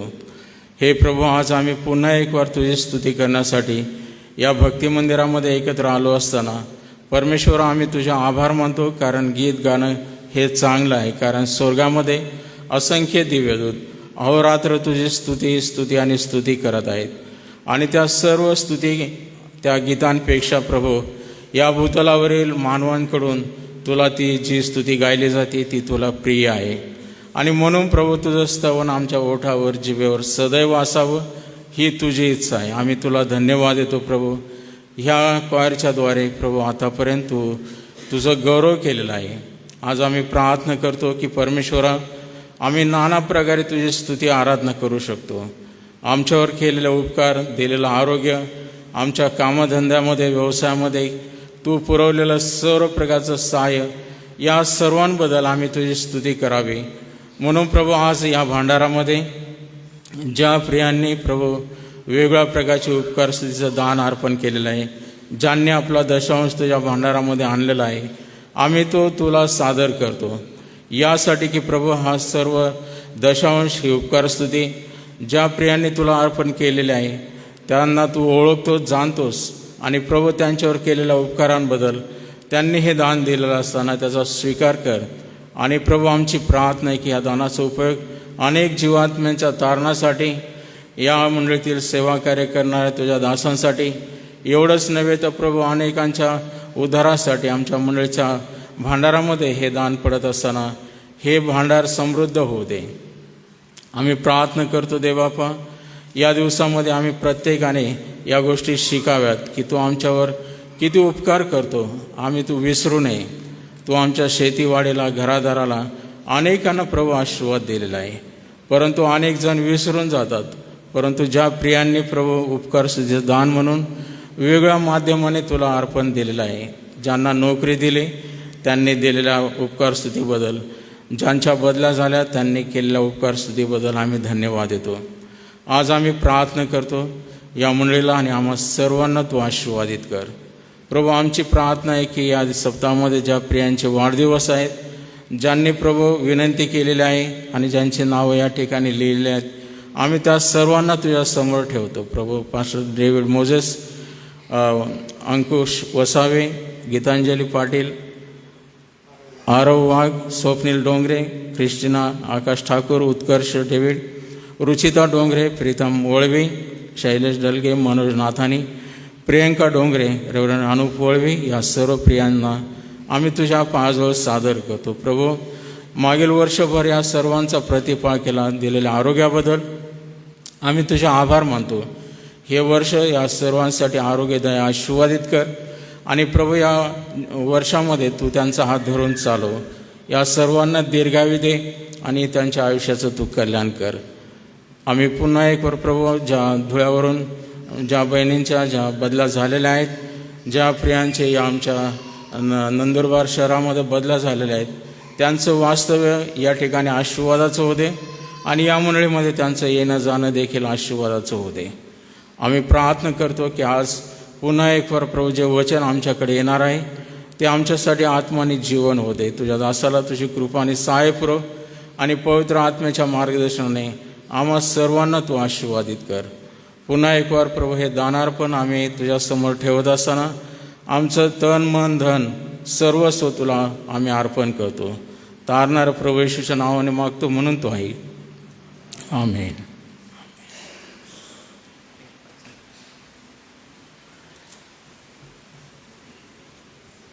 मंडळीसाठी सूचना आहे. आज सायंकाळी 5 वाजता बाप्तिस्म्याचा वर्ग चर्चमध्ये भरवण्यात येईल. सोमवार ते शुक्रवार सायंकाळी 6 ते 6:30 या वेळामध्ये चर्चमध्ये सायंकाळची जी प्रार्थना आहे ती भरवण्यात येईल आणि ही फेसबुक लाईव्हसुद्धा असेल. जरी आपल्याला हवं आहे तर आपण या प्रार्थनेसभेला येऊ शकता व ऑनलाईनही लाभ घेऊ शकता. बुधवारी सकाळी 10 ते 11 या वेळामध्ये चर्चमध्ये बायबल स्टडी घेण्यात येईल. मान्य डॉक्टर रेव्हरंड जी जयकर हे अध्ययन घेतील. बुधवारी सायंकाळी 4 वाजता महिला मंडळाची सभा चर्चमध्ये भरवण्यात येईल. शनिवारी सायंकाळी 6:30 वाजता तरुण संघ चर्चमध्ये भरवण्यात येईल. यासोबतच प्रियांनो, पॅशन वीकची पत्रिका आहे ती मी आपणा समोर वाचतो. सुवार्तालय चर्च नंदुरबार, झावळ्याचा रविवार, माऊदी गुरुवार, उत्तम शुक्रवार व पुनरुत्थानाच्या रविवारचे कार्यक्रम. प्रभू उठला आहे, खरोखर उठला आहे. दिनांक 24 मार्च 2024 ते 31 मार्च 2024. वचनाची सेवा आहे reverend Jayesh Pathare, reverend Anup Valvi, reverend G Jaykar, reverend Lazarus Valvi व रेव्हरंड विद्यासागर गायकवाड, अकोला या ठिकाणावरून. दिनांक आणि वार 24/3/2023, झावळ्याचा रविवार. वेळ सकाळी 8:15. चर्चपासून आपण प्रभात फेरी काढणार आहोत व सकाळी 8:30 वाजता आपण चर्चमध्ये आपली जी नियोजित भक्ती उपासना आहे ती घेणार आहोत. 25/3 सोमवार सायंकाळी 7 वाजता चर्चमध्ये भक्ती उपासना होईल आणि वचनाची सेवा रेव्हरंड जी जयकर हे करतील. 26/3 मंगळवारी सायंकाळी 7 वाजता चर्चमध्ये भक्ती उपासना होईल आणि वचनाची सेवा रेव्हरंड जयेश पठारे हे करतील. 27/3 बुधवार रोजी चर्चमध्ये भक्ती उपासना सायंकाळी 7 वाजता होईल आणि वचनाची सेवा रेव्हरंड LP वळवी हे करतील. 28/3 माऊंदी गुरुवारी सायंकाळी 7 वाजता चर्चमध्ये भक्ती आणि प्रभुभोजन विधी होईल आणि वचनाची सेवा रेव्हरंड विद्यासागर गायकवाड हे करतील. 29/3 उत्तम शुक्रवार सकाळी 9 वाजता आपण भक्ती उपासना घेणार आहोत आणि रेव्हरंड विद्यासागर गायकवाड वचनाची सेवा करतील.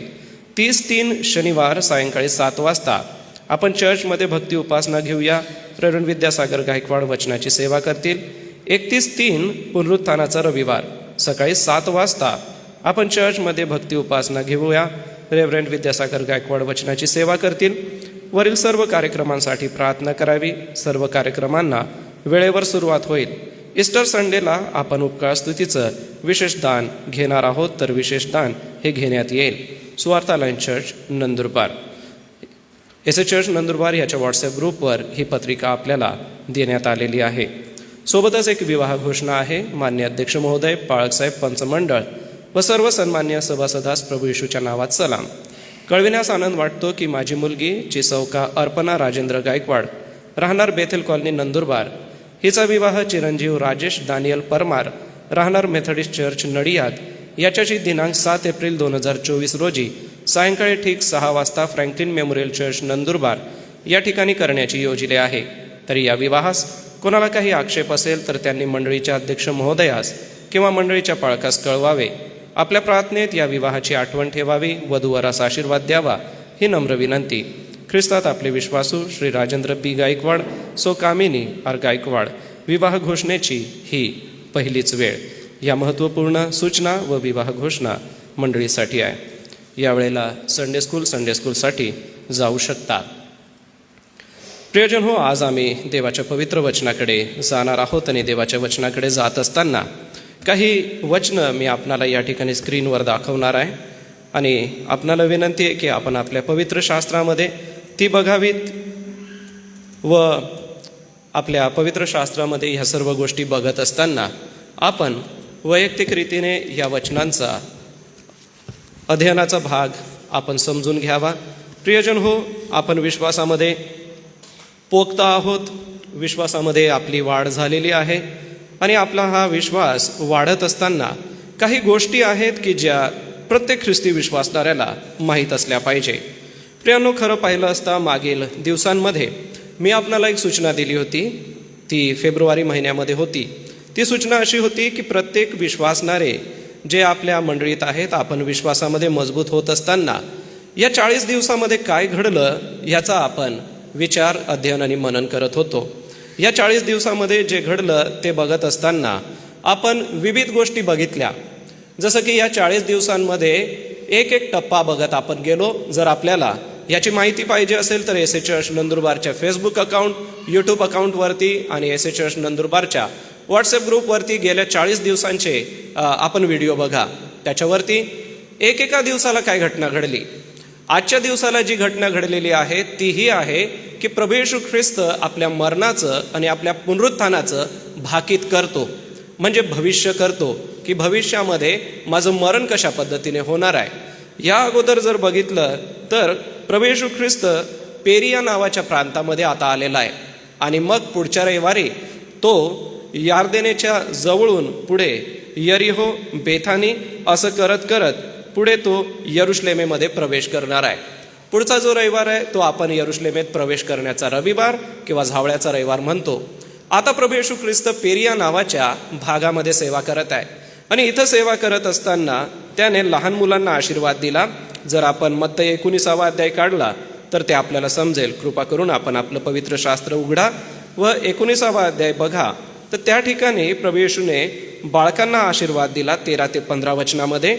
परत मत्तयाच्या 19 अध्यायात 16 ते 30 वचनात जर तुम्ही गेलात तर एक श्रीमंत तरुण येतो आणि येशूला प्रश्न करतो की सार्वकालिक जीवन मिळवण्यासाठी मी काय करावं. येशू त्याला उत्तर देतो. त्याच्यानंतर शेवटल्या क्षणाला आलेले जे कामकरी होते त्यांच्याबद्दल येशू ख्रिस्त सांगतो आणि मग यार्देनेच्या जवळ येशू येतो मत्तयाच्या 20 अध्यायात. आणि 17 ते 19 ही जी वचनं आहे तीच आम्हाला मार्क 10 आणि लूक 18 यामध्ये वाचायला मिळतील. आजच्या दिवशी प्रभू येशू ख्रिस्त त्याच्या मरणाचं आणि पुनरुत्थानाचं भाकीत करतो, म्हणजे मी मरणार आहे, मी पुनरुत्थित होणार आहे हे येशू सांगतो.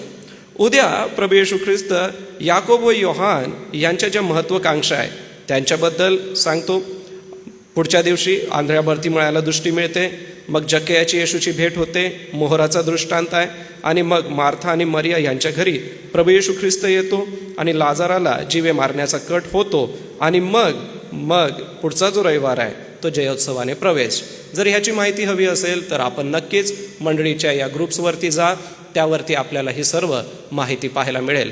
आज विशेषतः जसं मी आपल्याला म्हटलं की प्रभू येशू ख्रिस्त आजच्या दिवशी नेमकं काय घडलं. गेल्या 2024 वर्ष जर मागे आपण गेलो तर आजच्या दिवशी जे नेमकं घडलं ते हे आहे. आपण आपलं पवित्र शास्त्र उघडू शकता. प्रभू येशू ख्रिस्ताचं मरण आणि प्रभू येशू ख्रिस्ताचं जे पुनरुत्थान आहे याबद्दल प्रभू येशू ख्रिस्त बोलत आहे. आणि मरण आणि पुनरुत्थान ह्याच्याबद्दल प्रभू येशू ख्रिस्त फक्त एकदा बोललेला नाही आहे. प्रभू येशू ख्रिस्ताने 3 वेळेला आपल्या मरणाचं भाकीत केलेलं आहे. मी मरणार आहे ह्याच्याविषयी व मी पुनरुत्थित होणार आहे ह्याच्याविषयी प्रभू येशू ख्रिस्ताने 3 वेळेला आम्हाला सांगितलेलं आहे. आणि 3 वेळेला कुठं कुठं सांगितलेलं आहे. जर मत्तयाचा 20 अध्याय आपण बघितला तर हे वचन नीट आपण बघा की त्या ठिकाणी 17 ते 19 यामध्ये येशू ख्रिस्ताने जे सांगितलं ते असं. येशू वर यरुशलेमेस जाण्याच्या बेतात असता त्याने 12 शिष्यांना वाटेत एकीकडे नेऊन म्हटले, पहा आपण वर यरुशलेमेस जात आहोत आणि मनुष्याच्या पुत्राला मुख्य याजकांच्या व शास्त्र्यांच्या हाती धरून देण्यात येईल. ते त्याला मरणदंड ठरवतील. 19व्या वचनामध्ये त्याची थट्टा, त्याचं वधस्तंभावरती मरणं आणि 3ऱ्या दिवशी पुन्हा उठणं याबद्दल सांगितलेलं आहे. या ठिकाणी येशू ख्रिस्त पहिल्यांदा भविष्य करतो की मला कशा पद्धतीने मारलं जाणार आहे. दुसरं भविष्य येशू ख्रिस्त मार्काच्या 10व्या अध्यायामध्ये करत आहे. मार्काच्या 10व्या अध्यायामध्ये प्रभू येशू ख्रिस्ताने पुढे 32 ते 34 म्हणजे 3ऱ्या वचनापासून जरी आपण वाचलं तरी हरकत नाही, परंतु 32 ते 34 या वचनामध्ये आम्हाला स्पष्टपणे दिसतं की मग ते वर यरुशलेमेस जात असता वाटेने येशू त्यांच्या पुढे चालला होता. आणि मग तेव्हा ते विस्मित झाले आणि मागोमाग येणारे घाबरले.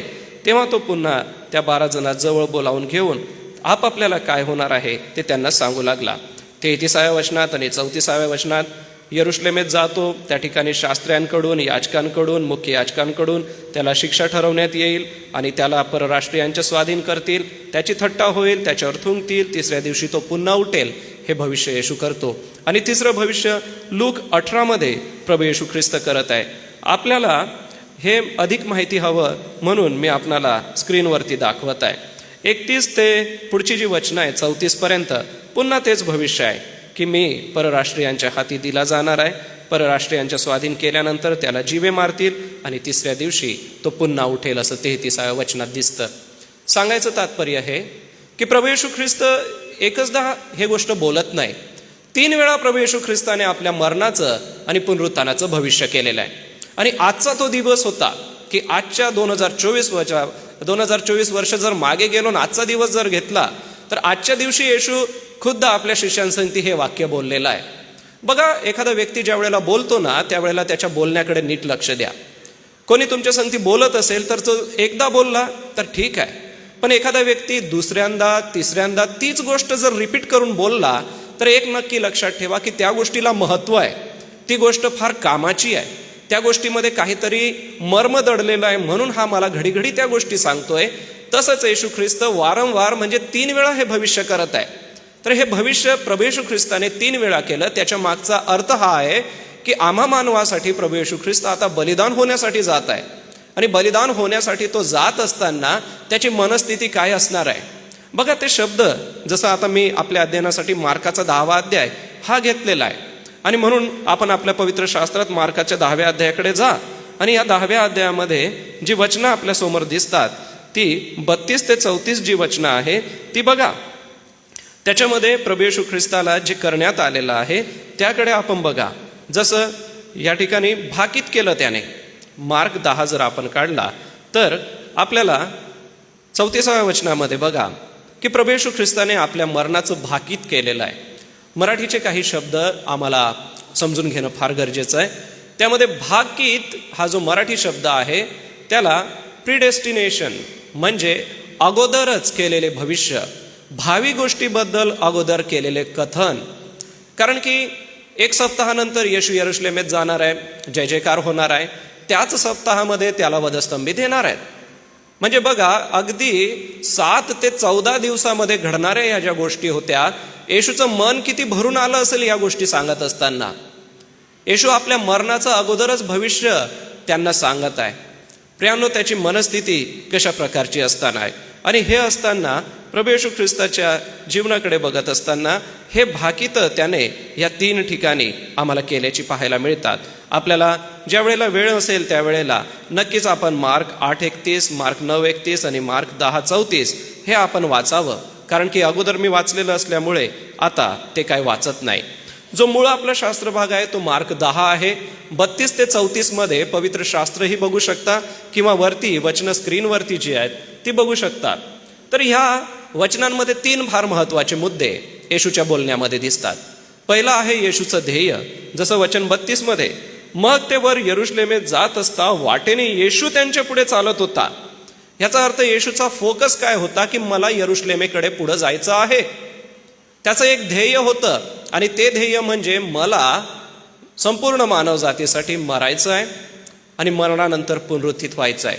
परंतु हे साधं सुद्धा मरण नव्हतं, हे निंदेचं मरण होतं. हे जे मरण होतं त्याच्यामध्ये अपमान होता.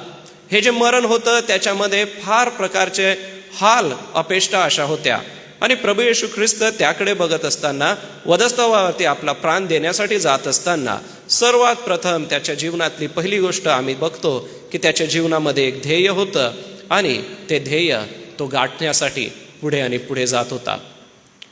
फिलिप्पियरास पत्रामध्ये असं म्हटलंय की अशी जी चित्तवृत्ती ख्रिस्त येशूच्या ठायी होती ती तुमच्या ठायीही असो. तो देवाच्या स्वरूपाचा असणे हा लाभ आहे असे त्याने मानले नाही, तर त्याने स्वतःला रिक्त केले व मनुष्याचं रूप त्याने धारण केले. प्रियांनो, तो तर स्वर्गीय अधिकाराने युक्त असा होता, सामर्थ्याने नटलेला होता. तो शब्द मात्र बोले आणि आजारी बरे होत असत. किती मोठं सामर्थ्य त्याच्यामध्ये होतं. स्वर्गीय आशीर्वादांचा मोठा वाटा त्याच्याजवळ होता, परंतु त्याने आम्हासाठी मरण सहन केलं. प्रियांनो, त्याचं ध्येय होतं आमच्यासाठी मरण सहन करणं. आम्ही ख्रिस्ती विश्वासात जीवन जगत असताना आमचं ध्येय काय आहे? प्रभू येशूला हे ठाऊक होतं की मला अवघ्या 14 दिवसानंतर वधस्तंभी जायचं आहे. आणि वधस्तंभी जाण्यापूर्वी तो आपलं ध्येय शिष्यांना सांगत आहे, आपल्या सोबत असलेल्या लोकांना सांगत आहे की मी ध्येयासाठी प्राप्त करण्यासाठी देवाच्या स्वरूपाचं असूनही मी पुढे जात आहे. बरं, हे सगळं होत असताना येशू डळमळला नाही. येशूने कधीच असं त्याबद्दल दुःख किंवा खेद व्यक्त करून घेतलं नाही. त्याच्या शब्दात आम्हाला असं दिसत नाही की येशू फार नाराज होऊन ह्या गोष्टी सांगत आहे. पुढे ज्या वेळेला गेतसेमानी बागेत तो प्रार्थना करतो योहानाच्या 17व्या अध्यायात, त्यावेळेला तो विवळ होतो आणि होईल तर हा प्याला माझ्यापासून टळून जावा अशी विनंती करतो. परंतु प्रियांनो, येशूला त्याचं ध्येय ठाऊक होतं की मला हे करायचंच आहे, हे माझ्यापासून टाळता येणार नाही आहे. टळून जाऊ अशी तो विनंती करतो, परंतु पित्या तुझ्या इच्छेप्रमाणे हो असं सुद्धा तो सांगतो. प्रियांनो, त्याचं ध्येय होतं की मला मानवासाठी, मानवजातीसाठी आपला प्राण द्यायचा आहे व पुनरुत्थित व्हायचं आहे. आणि या ध्येयासाठी तो पुढे आणि पुढे चालत राहिला. मरेपर्यंत विश्वासू राहा म्हणजे जीवनाचा मुकुट तुला प्राप्त होईल असं प्रगटीकरणात म्हटलेलं आहे. प्रियांनो, तुमचं आणि माझं ध्येय काय आहे मग आज? येशूचं ध्येय होतं मला जाऊन वधस्तंभावरती आपला प्राण द्यायचा आहे व मानवजातीसाठी पुनरुत्थित व्हायचं आहे.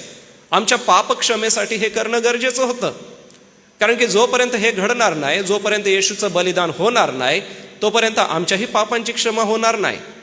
वधस्तंभावरती येशू विजयी होऊन आमच्यासाठी विजयी जीवन देणार आहे. आणि हे करत असताना तो आपल्या ध्येयापासून जराही भटकला नाही. प्रियांनो, आज तुमचं आणि माझं ध्येय हेच असलं पाहिजे की आम्ही आमच्या प्रभूच्या विश्वासापासून कधीच भटकता कामा नये. विश्वासापासून भटकवणारे खूप सारे प्रसंग जीवनात घडतील. तुमच्या आवडीचे लोक कदाचित तुम्हाला सोडून जातील, मरण असो किंवा इतर गोष्टी असो. कदाचित तुमच्या आवडीच्या सुखसोयीच्या वस्तू तुमच्यापासून घेऊन घेतल्या जातील. कदाचित तुमच्याकडून तुमच्या जीवनाला दिशा देणाऱ्या अध्ययन करण्यासाठी म्हणा किंवा उदरनिर्वाहाच्या जे पण साधनं आपली आहेत ती साधनं आपल्यापासून घेतल्या जातील. भविष्यामध्ये कदाचित काही सवलती आमच्यापासून घेतल्या जातील. परंतु प्रियांनो, तुमचं आणि माझं ध्येय येशूवर विश्वास ठेवणं हेच असलं पाहिजे. प्रत्येक ख्रिस्ती विश्वासणाऱ्याने जीवनामध्ये एकच गोष्ट करावी, ती म्हणजे मरेपर्यंत विश्वासू राहा म्हणजे जीवनाचं मुकुट प्राप्त होईल. येशू ख्रिस्ताचं ध्येय होतं, जे फोकस प्रभू येशू ख्रिस्ताचा होता तो होता वधस्तंभ. प्रियांनो, आज तुमचा आणि माझा फोकस आपल्या लाईफमध्ये काय आहे, आपल्या जीवनात काय आहे? तुमचा आणि माझा फोकस हाच असला पाहिजे. तुमचं आणि माझं ध्येय एकच असलं पाहिजे की जीवनात कितीही संकट आली चालतील, परंतु मी प्रभूवरचा विश्वास सोडणार नाही. सैतान सगळ्यात जास्त तुमच्या विश्वासावरतीच हल्ले करतो, कारण एकदा काय तुम्ही विश्वासातून कमजोर होऊन मागे फिरलात की तुम्ही स्वर्गीय राज्याचं वारीस बनू शकत नाही. दिवसेंदिवस आम्हाला विश्वासामध्ये वाढावं लागेल. प्रत्येक दिवस आम्हाला त्या विश्वासामध्ये मजबूत राहावं लागेल. यासाठी याकोबाचं पत्र आम्हाला खूप चांगल्या गोष्टी सांगतो. प्रियांनो, आम्हाला विश्वासात मजबूत राहावं लागेल, हे आमचं ध्येय आहे. दुसरी गोष्ट, येशूचे शिष्य आहेत. बघा मार्ग 10 जो आपला मूळ शास्त्र भाग आहे त्याचा ब भाग बघा 32व्या वचनाचा. तेव्हा ते विस्मित झाले आणि मागोमाग येणारे घाबरले. विस्मित झाले आणि घाबरले. आता शिष्य कशा प्रकारे आहे? अनेक वेळेला प्रभू येशू ख्रिस्ताचे शिष्य हे येशू काय सांगत हे त्यांना समजत नव्हतं. ते घाबरत होते. जोपर्यंत प्रभू येशू ख्रिस्त वधस्तंभी जाऊन पुनरुत्थित होतो तोपर्यंत ते घाबरलेले आहे आणि ते देवडीवरती एका घरामध्ये घाबरून बसलेले आहेत. असंही आम्हाला पाहायला मिळतं भविष्यामध्ये. परंतु आता येशू ख्रिस्त त्यांच्यासोबत आहे आणि त्याच्यासोबत जे मागोमाग येणारे आहे, म्हणजे येशू सोबत जे चालणारे आहे, ते विस्मित झाले आणि घाबरले. विस्मित केव्हा होतो आपण? ज्या वेळेला अचानक एखादी गोष्ट घडते त्यावेळेला आपण विस्मित होतो. ज्या वेळेला आपण घाबरतो, म्हणजे अशी घटना की ज्याच्याने आपलं मन हे लावून जातं, अशी घटना की ज्याच्याने आपले विचार करण्याची शक्ती थांबून जाते, काही क्षणापुरतं आम्हाला काही सुचत नाही. तसं झालं. म्हणजे प्रभू येशू ख्रिस्ताने काय शब्द बोलले, ते शब्द ऐकल्याबरोबर हे लोक घाबरले आणि विस्मित होऊन गेले. प्रियांनो, ते घाबरले, विस्मित झाले. पुढे जर आपण योहानाचा 17वा अध्याय बघितला तर गेतशेमानी बागेमध्ये पेत्र, याकोब आणि योहान हे तिघं आहेत. आणि गेतशेमानी बागेमध्ये असताना ज्या वेळेला सैनिक आले व यहुदाने चुंबन घेऊन ख्रिस्ताला धरून दिलं, त्यावेळेला पेत्राने तर एकाचा कान कापला. पुढे असं झालं की ते त्याला चौकशीसाठी घेऊन गेले. पेत्र त्यांच्या मागे गेला. 3 वेळा त्याने नाकारलं. आणि त्याचं नाकारणं काय साधं सुधं नव्हतं. तो शाप उच्चार करून म्हणाला की मी त्याच्या संगती नव्हतो, मी त्याला ओळखत नाही. आणि कोंबडा ज्या वेळेला आरवला त्यावेळेला त्याला समजलं की अरे, प्रभूने माझ्याविषयी जे भविष्य केलं होतं ते खरं आहे. प्रियांनो, विस्मय आणि घाबरणं काय असतं ते आम्हाला या ठिकाणी पाहायला मिळतं. प्रियांनो, तुमच्या शरीराचा नाश करणाऱ्यांबद्दल तुम्ही घाबरू नका असं येशू ख्रिस्ताने सांगितलंय. व शरीर व आत्मा यांचा नाश करावयास जो समर्थ आहे त्याला तुम्ही घाबरावं किंवा त्याची भीती आपल्या जीवनात बाळगावी. प्रियांनो, विश्वासात जीवन जगत असताना आमच्या जीवनावरती असे प्रसंग येऊ शकतात. आम्ही घाबरू शकतो, परंतु घाबरू नका. जर आम्ही जगाचा इतिहास पाहिला तर जगाच्या इतिहासामध्ये कितीतरी लोक होऊन गेले जे घाबरले नाही प्रभू येशू ख्रिस्ताला स्वीकारण्यासाठी, प्रभू येशूवरील विश्वासात जीवन जगण्यासाठी कधीच घाबरले नाही. ज्यापैकी ग्रॅहम स्टेन यांच्या जीवनाचं चरित्र आपल्यापैकी अनेकांनी वाचलेलं आहे. ग्रॅहम स्टेन हे कुष्ठरोग्यांमध्ये सेवा करणारे डॉक्टर, ऑस्ट्रेलियन डॉक्टर, ज्यांना जिवंत असं जाळण्यात आलं आपल्या 2 लेकरांच्या सोबत. त्यांची पत्नी आणि मुलगी मारेकऱ्यांना क्षमा करते. परंतु प्रियांनो, त्या ठिकाणी सेवा थांबलेली नाही आहे. अजूनही रुग्णांची सेवा होते. अजूनही अनेक रुग्ण बरे केले जात आहेत, उपचार केला जात आहे, त्यांच्या जखमा पुसल्या जात आहे. त्यांच्या जखमातून वाहणारा पू आणि वाहणारं रक्त आजही स्वच्छ केलं जात आहे. प्रियांनो, भीती मनुष्याच्या जीवनात असता कामा नये. घाबरणं हे तुमच्या आणि माझ्या जीवनात असता कामा नये. प्रियांनो, येशूचं ध्येय होतं वधस्तंभावरती जाणं. आमचं ध्येय आहे विश्वासात टिकणं. लोक घाबरले आणि भीतीही त्यांच्या जीवनात होती. परंतु प्रियांनो, तुमच्या आणि माझ्या जीवनामध्ये भीती ही असता कामा नये. कसल्याही प्रकारचं भय बाळगू नका. आणि भीती वाटली तर ती फक्त आमच्या शरीराचा नाश करेन, आमच्या आत्म्याचा नाश करू शकणार नाही. या जगातले लोक, ह्या जगातली परिस्थिती, या जगातले घातपात, या जगातले अपघात आमच्या जीवाचा नाश करतील, शरीराचा नाश करतील, परंतु आमच्या आत्म्याचा नाश करू शकणार नाही. एक वचन मी आपणासाठी वाचतो, ते रोमकरास पत्र याच्या 12व्या अध्यायामध्ये. अनेकांचं ते तोंडपाठ सुद्धा आहे, परंतु आपल्या सोयीसाठी मी ते वाचतो. म्हणून बंधुजन हो, मी देवाच्या करुणेमुळे तुम्हाला विनंती करतो की तुम्ही आपली शरीरे जिवंत, पवित्र व देवाला ग्रहणीय यज्ञ म्हणून समर्पण करावीत. ही तुमची आध्यात्मिक सेवा आहे. आमचं शरीर आध्यात्मिक सेवा आहे, हे अर्पण झालं पाहिजे. आणि जुन्या कराराचा जर आपण अभ्यास केला तर अर्पण कशी व्हायची? जो व्यंग नाहीये असा प्राणी आणला जायचा आणि व्यंग नसलेला प्राणी मंदिरात आणला जायचा. याजक त्याची पाहणी करायचे, त्याचा कान पाहायचे, त्याचं संपूर्ण शरीर पाहायचे आणि तो स्वच्छ आणि चांगला आहे असा बघून ते आणणाऱ्या व्यक्तीला तो प्राणी द्यायचे. मग तो प्राणी घरी घेऊन गेला जायचा, त्याची काळजी घेतली जायची आणि मग तो पापक्षालनासाठी, अर्पणांसाठी मंदिरात परत आणला जायचा.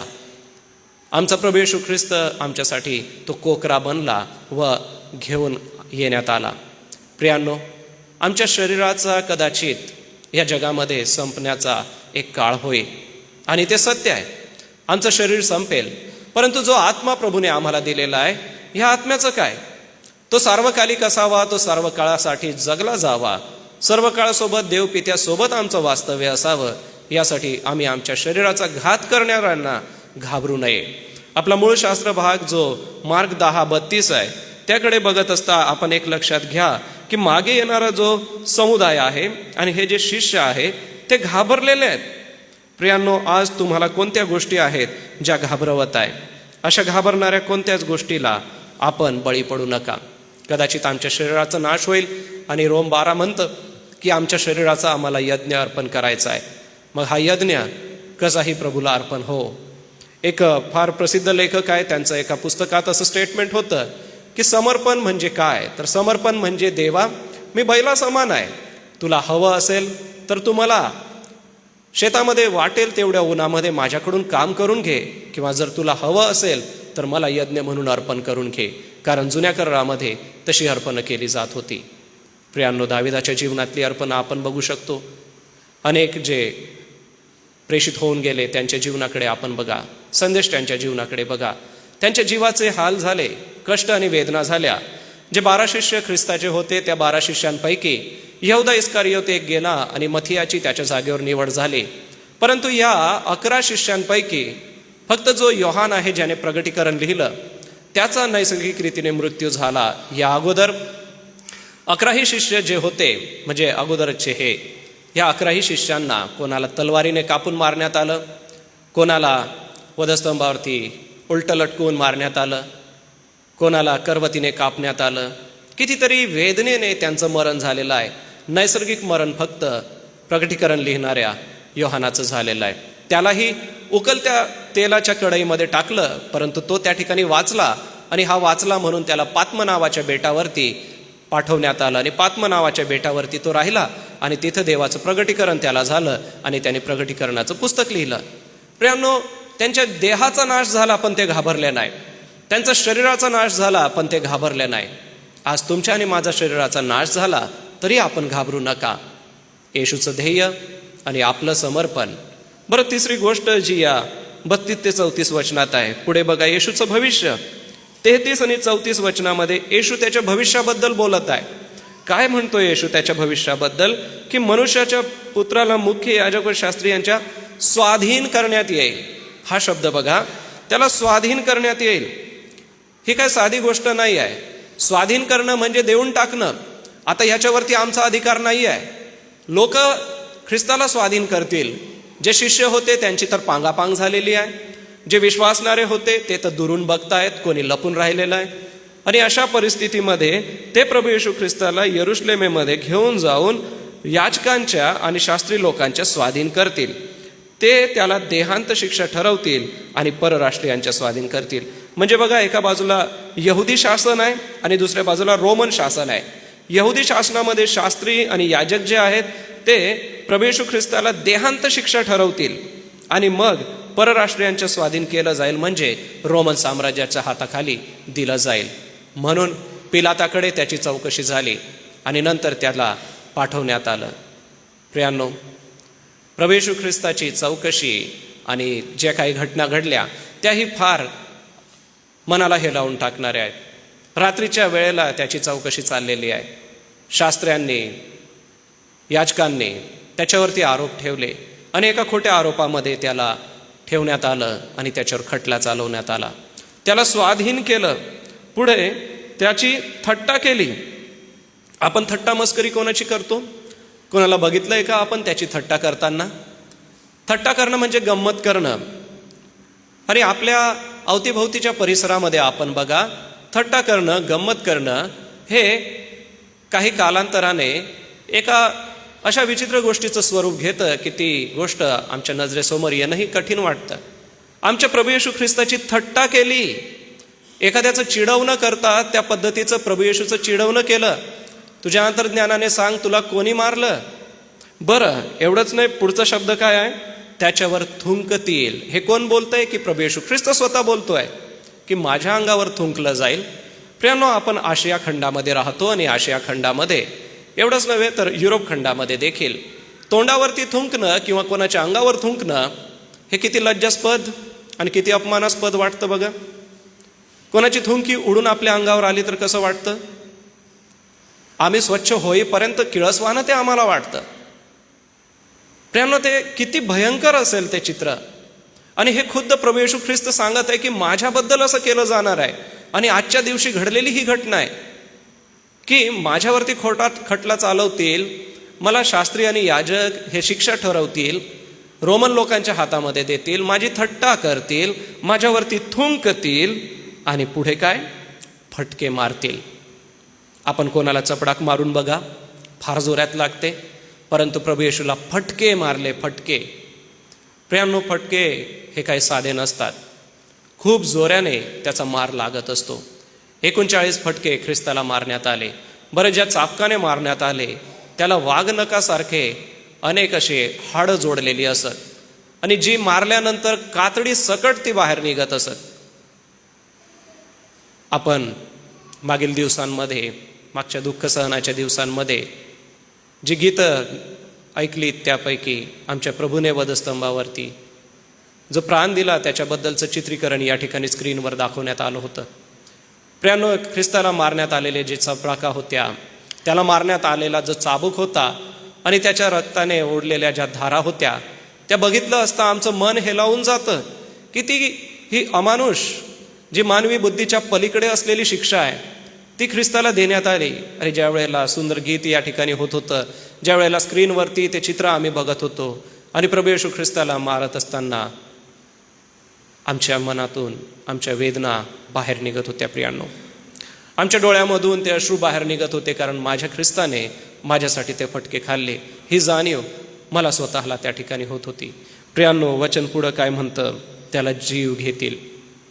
असंच सोडणार नाही त्याला, फक्त मारून शिक्षा देऊन कोठडीमध्ये परत टाकतील, तुरुंगामध्ये परत पाठवतील असं नाही आहे.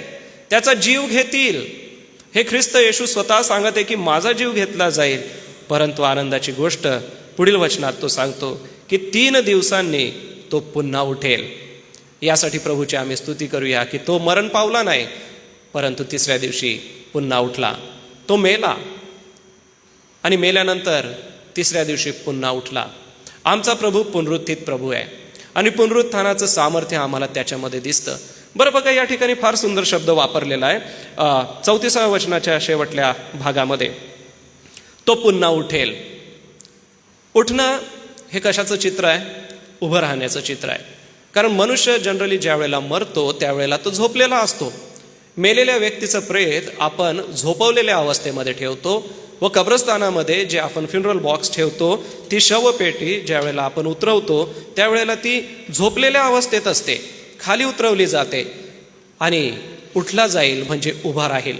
जो व्यक्ती उभा असतो, उभा राहतो, त्याला आपण म्हणतो उठला गेला. प्रभू येशू हे दर्शक आहे या ठिकाणी की मी झोपला जाईल म्हणजे मी मरण पावेल आणि उठला जाईल म्हणजे उभा राहिला जाईल. ज्या वेळेला लाजराला जिवंत केलं, बाहेर ये म्हटलं, तो प्रेत वस्त्रांनी बांधलेला तसाच समोर येऊन उभा राहिला आणि तो आल्यानंतर सगळ्यांना आश्चर्य वाटलं. तो उभा राहिला. प्रियांनो, मरण ही निद्रा आहे, झोप आहे, परंतु येशू ख्रिस्त आम्हाला जिवंत करतो आणि उभं करतो. प्रियांनो, प्रभू येशू ख्रिस्ताचं हे ध्येयाकडे वाटचाल, आमचं असलेलं समर्पण, कसलीही भीती बाळगू नका. आणि प्रभू येशू ख्रिस्त जो पुनरुत्थित होणार आहे त्याचं भविष्य काय आहे? आता ह्या 4ही वचनांना पुन्हा बघितलं तर 3ही वचनांना पुन्हा बघितलं तर 2 फार महत्त्वाच्या गोष्टी आम्हाला या ठिकाणी दिसतात. ते म्हणजे त्याचं मरण आणि त्याचं पुनरुत्थान. 34व्या वचनात त्याला मारतील, त्याचा जीव घेतील आणि 3ऱ्या दिवशी तो उठेल. मग त्याचं मरणाचं महत्त्व आणि त्याच्या पुनरुत्थानाचं महत्त्व पुढे आम्हाला पाहायला मिळतं. येशूच्या मरणाचं महत्त्व काय आहे? जसा आपला मूळ शास्त्र भाग आहे तो आता आपण सोडूया आणि थोडीशी काही वचनं मी आपणासाठी या स्क्रीनवर दाखवतो.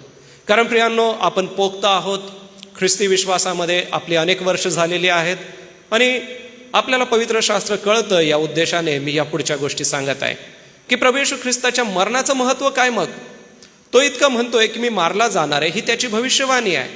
मग काय आहे त्याच्या मरणाचं महत्त्व? पहिलं त्याच्या मरणाचं महत्त्व आहे की आमची पापे हरण करण्यासाठी ख्रिस्त वधस्तंभावरती मारला गेला.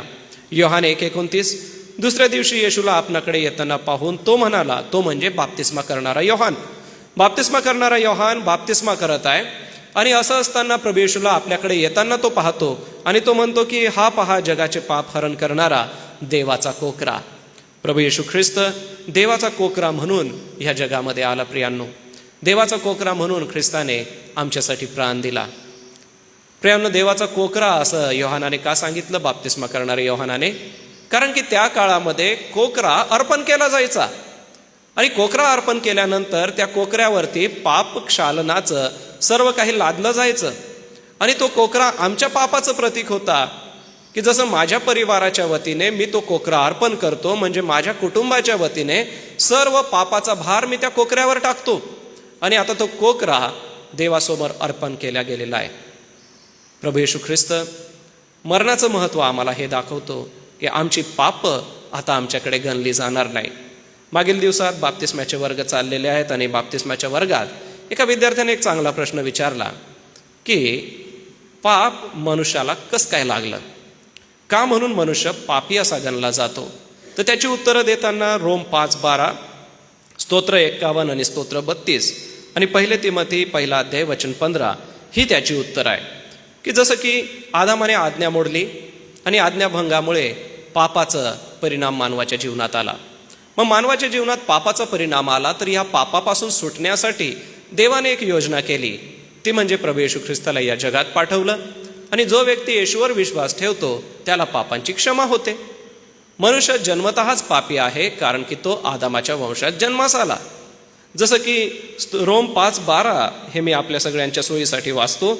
रोमचा 5वा अध्याय आणि 12वं वचन ते असं आहे, एका माणसाच्या द्वारे पाप जगात शिरले आणि पापाच्या द्वारे मरण शिरले आणि सर्वांनी पाप केल्यामुळे सर्व मानवांमध्ये अशा प्रकारे मरण पसरले.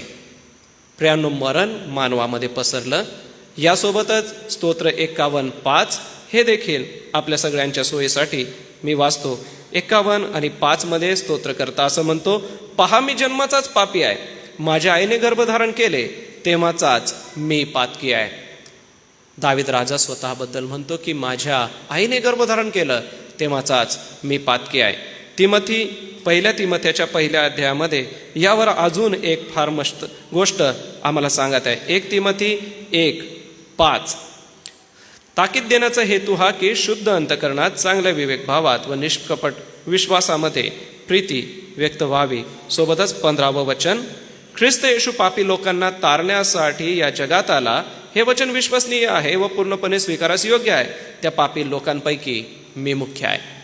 याचा अर्थ काय की आदामाच्या द्वारे पाप आलं आणि येशूच्या द्वारे पापक्षमा आली. तो म्हणतो की ख्रिस्त येशू पापी लोकांना तारण्यासाठी या जगात आला. याचा अर्थ मनुष्य जन्मताच पापी आहे आणि त्याला पापातून सुटण्याची गरज आहे. मग या पापातून तो सुटेल कसा, तर ह्या वचनानुसार येशूवरती विश्वास ठेवून आम्ही ज्या वेळेला जीवन जगतो तर आमची पापापासून सुटका होते, पापापासून आमचा बचाव होतो. जक्कयाचं जीवन जर आपण बघितलं तर जक्कय जो व्यक्ती येशूला बघण्याची अपेक्षा बाळगत होता, उमराच्या झाडावर चढून येशू त्या रस्त्याने जाणार आहे हे त्याने बघितलं आणि त्याला म्हटलं की आज मला तुझ्या घरी उतरायचं आहे. आणि तो उतरल्याबरोबर म्हणतो की मी माझं अर्धधन चौपट परत करतो. त्याला त्याच्या पापाची जाणीव झाली की तो काय करत होता. त्याच्यानंतर एक अलाबास्त्र कुपी घेऊन सुगंधित द्रव्याची ख्रिस्ताच्या मस्तकावर ओतली. त्या महिलेचंही चित्र आपण लक्षात घ्या, जिने आसवांनी आणि केसांनी ख्रिस्ताचे चरण पुसले, तिचंही चित्र आपल्या लक्षात घ्या. अनेकांच्या पापांची क्षमा होण्यासाठी ख्रिस्ताने वधस्तंभावर मरण सहन केलं.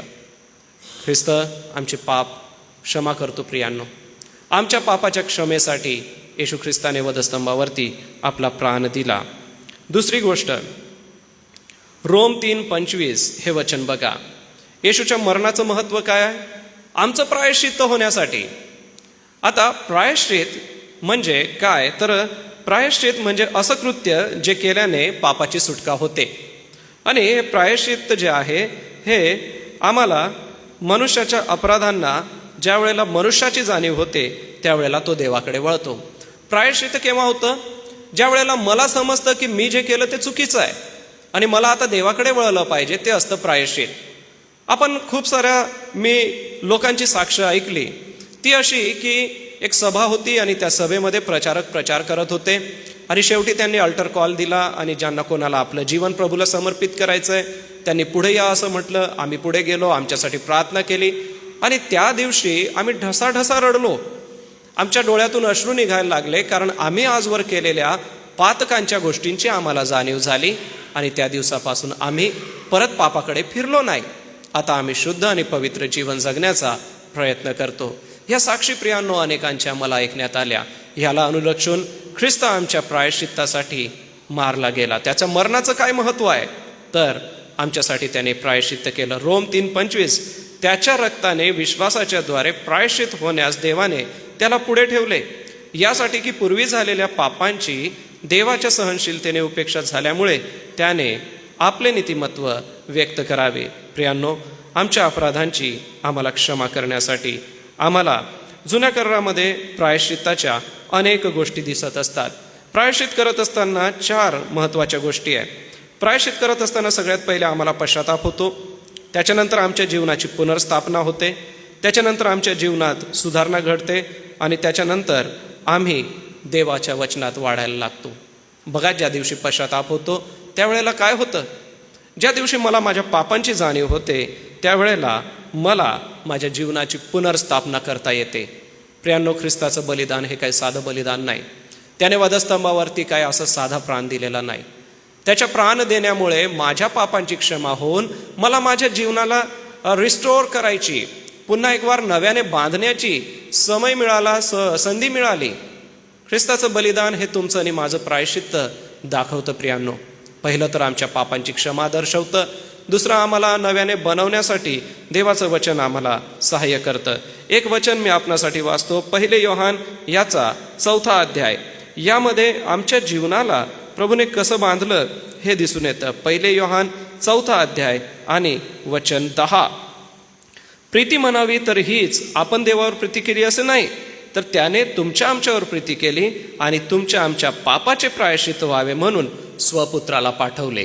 प्रियांनो, वचन स्पष्टपणे म्हणतं, तुमच्या आणि माझ्या पापांची क्षमा व्हावी, आमचं प्रायश्चित्त व्हावं म्हणून देवाने आपल्या एकुलता एका पुत्राला पाठवलं. काय आहे वधस्तंभाचं महत्त्व? अनेक वेळेला वधस्तंभ आपण गळ्यात घालतो, आपण विविध ठिकाणी तो कोरतो, त्याची डिझाईन काढतो, त्याचं चित्र आपण काढतो. परंतु प्रियांनो, पहिलं आहे की त्याचा वधस्तंभ आमच्या पापांची क्षमा करतो. त्याचा वधस्तंभ आम्हाला प्रायश्चित्त करण्यासाठी तयार करतो. पुढे वधस्तंभाचं महत्त्व किंवा ख्रिस्ताच्या मरणाचं जे महत्त्व आहे ते म्हणजे आमचं देवाबरोबर समेट होतो. जसं वरती आपल्याला वचन दिसतंय, रोमचा 5 अध्याय वचन 10. आणि आपण शत्रू असताना हे सगळं घडलेलं आहे आणि त्याच्या पुत्राचा म्हणजे येशूच्या मृत्यूच्या द्वारे आपला समेट झालेला आहे. समेट होणं म्हणजे आता पुन्हा आम्ही देवाशी जोडलं गेलेलो आहोत. प्रियांनो, समजा 2 मित्र आहेत, त्यांचा आपसामध्ये वाद झाला आणि आपसामध्ये वाद होऊन ते मित्र एकमेकांशी बोलेनासे झाले आणि ते बोलेनासे झाले असताना एका तिसऱ्या मित्राला कळलं आणि तो तिसरा मित्र जातो, त्या दोघांमध्ये सलोखा करतो, त्या दोघांमध्ये पुन्हा मैत्री निर्माण करतो आणि त्या दोघांना पुन्हा एकत्र मित्रत्वाचं नातं आणतो. तर ही जी भूमिका तिसरा मित्र घेतो तो असतो समेट करणारा. न्यायालयीन भाषेमध्ये जर बघायला गेलं तर ह्याचे वेगवेगळे अर्थ निघतात, वेगवेगळ्या गोष्टी निघतात. परंतु महत्त्वाची गोष्ट ही आहे की देव आणि मनुष्य हे देव मनुष्यापासून वेगळा झालेला असताना ख्रिस्ताने तुमच्या आणि माझ्यासाठी समेट केला. एक चित्र जे सुवार्ता पत्रिकाच्या मासिकामध्ये नेहमी येतं ते म्हणजे एका बाजूला देव आहे आणि दुसऱ्या बाजूला मनुष्य आहे, परंतु मध्ये एक मोठी दरी अशी चित्रामध्ये दाखवलेली आहे आणि त्या दरीच्या मध्ये वधस्तंभ दाखवलेला आहे. तो याचं दर्शक आहे की प्रभू येशू ख्रिस्ताने ती दरी आता मिटवली, तो समेट आता तुमचा आणि माझा देवाबरोबर करून घेतला. आता देव तुम्हाला आणि मला त्याच्याबरोबर जोडत आहे. प्रियांनो, त्याच्या मरणाचं काय महत्त्व आहे? तर त्याच्या मरणाचं महत्त्व आहे पापांची क्षमा, त्याच्या मरणाचं महत्त्व आहे आमचं प्रायश्चित, त्याच्या मरणाचं महत्त्व आहे आमचा देवाबरोबर झालेला समेट आणि आमची देवाबरोबर झालेली एकत्र सहभागिता. प्रियांनो, आपण आपल्या जीवनाला फार बारकाईने बघूया. आमचा समेट त्याच्या संगती झालाय. मला एक फार सुंदर गोष्ट कळली जी योहान 15:15 मध्ये आहे. कृपा करून हे आपण बघूया. योहान 15:15 मध्ये तो आम्हाला काय म्हणतो? मी आतापासून तुम्हाला दास म्हणत नाही, कारण धनी काय करतो ते दासाला ठाऊक नसते, परंतु मी तुम्हाला मित्र म्हटले आहे, कारण जे काही मी आपल्या पित्यापासून ऐकून घेतले ते सर्व मी तुम्हाला कळवले आहे. प्रियांनो, ख्रिस्त तुम्हाला आणि मला आता मित्र म्हणतोय. ह्याला म्हणतात समेट. आम्हाला तो दास म्हणत नाही, मी स्वामी आहे आणि तुम्ही दास आहात, तुम्ही चाकर आहात असं म्हणत नाही. तर तो आम्हाला स्पष्टपणे म्हणतो की तुम्ही आता माझे मित्र आहात.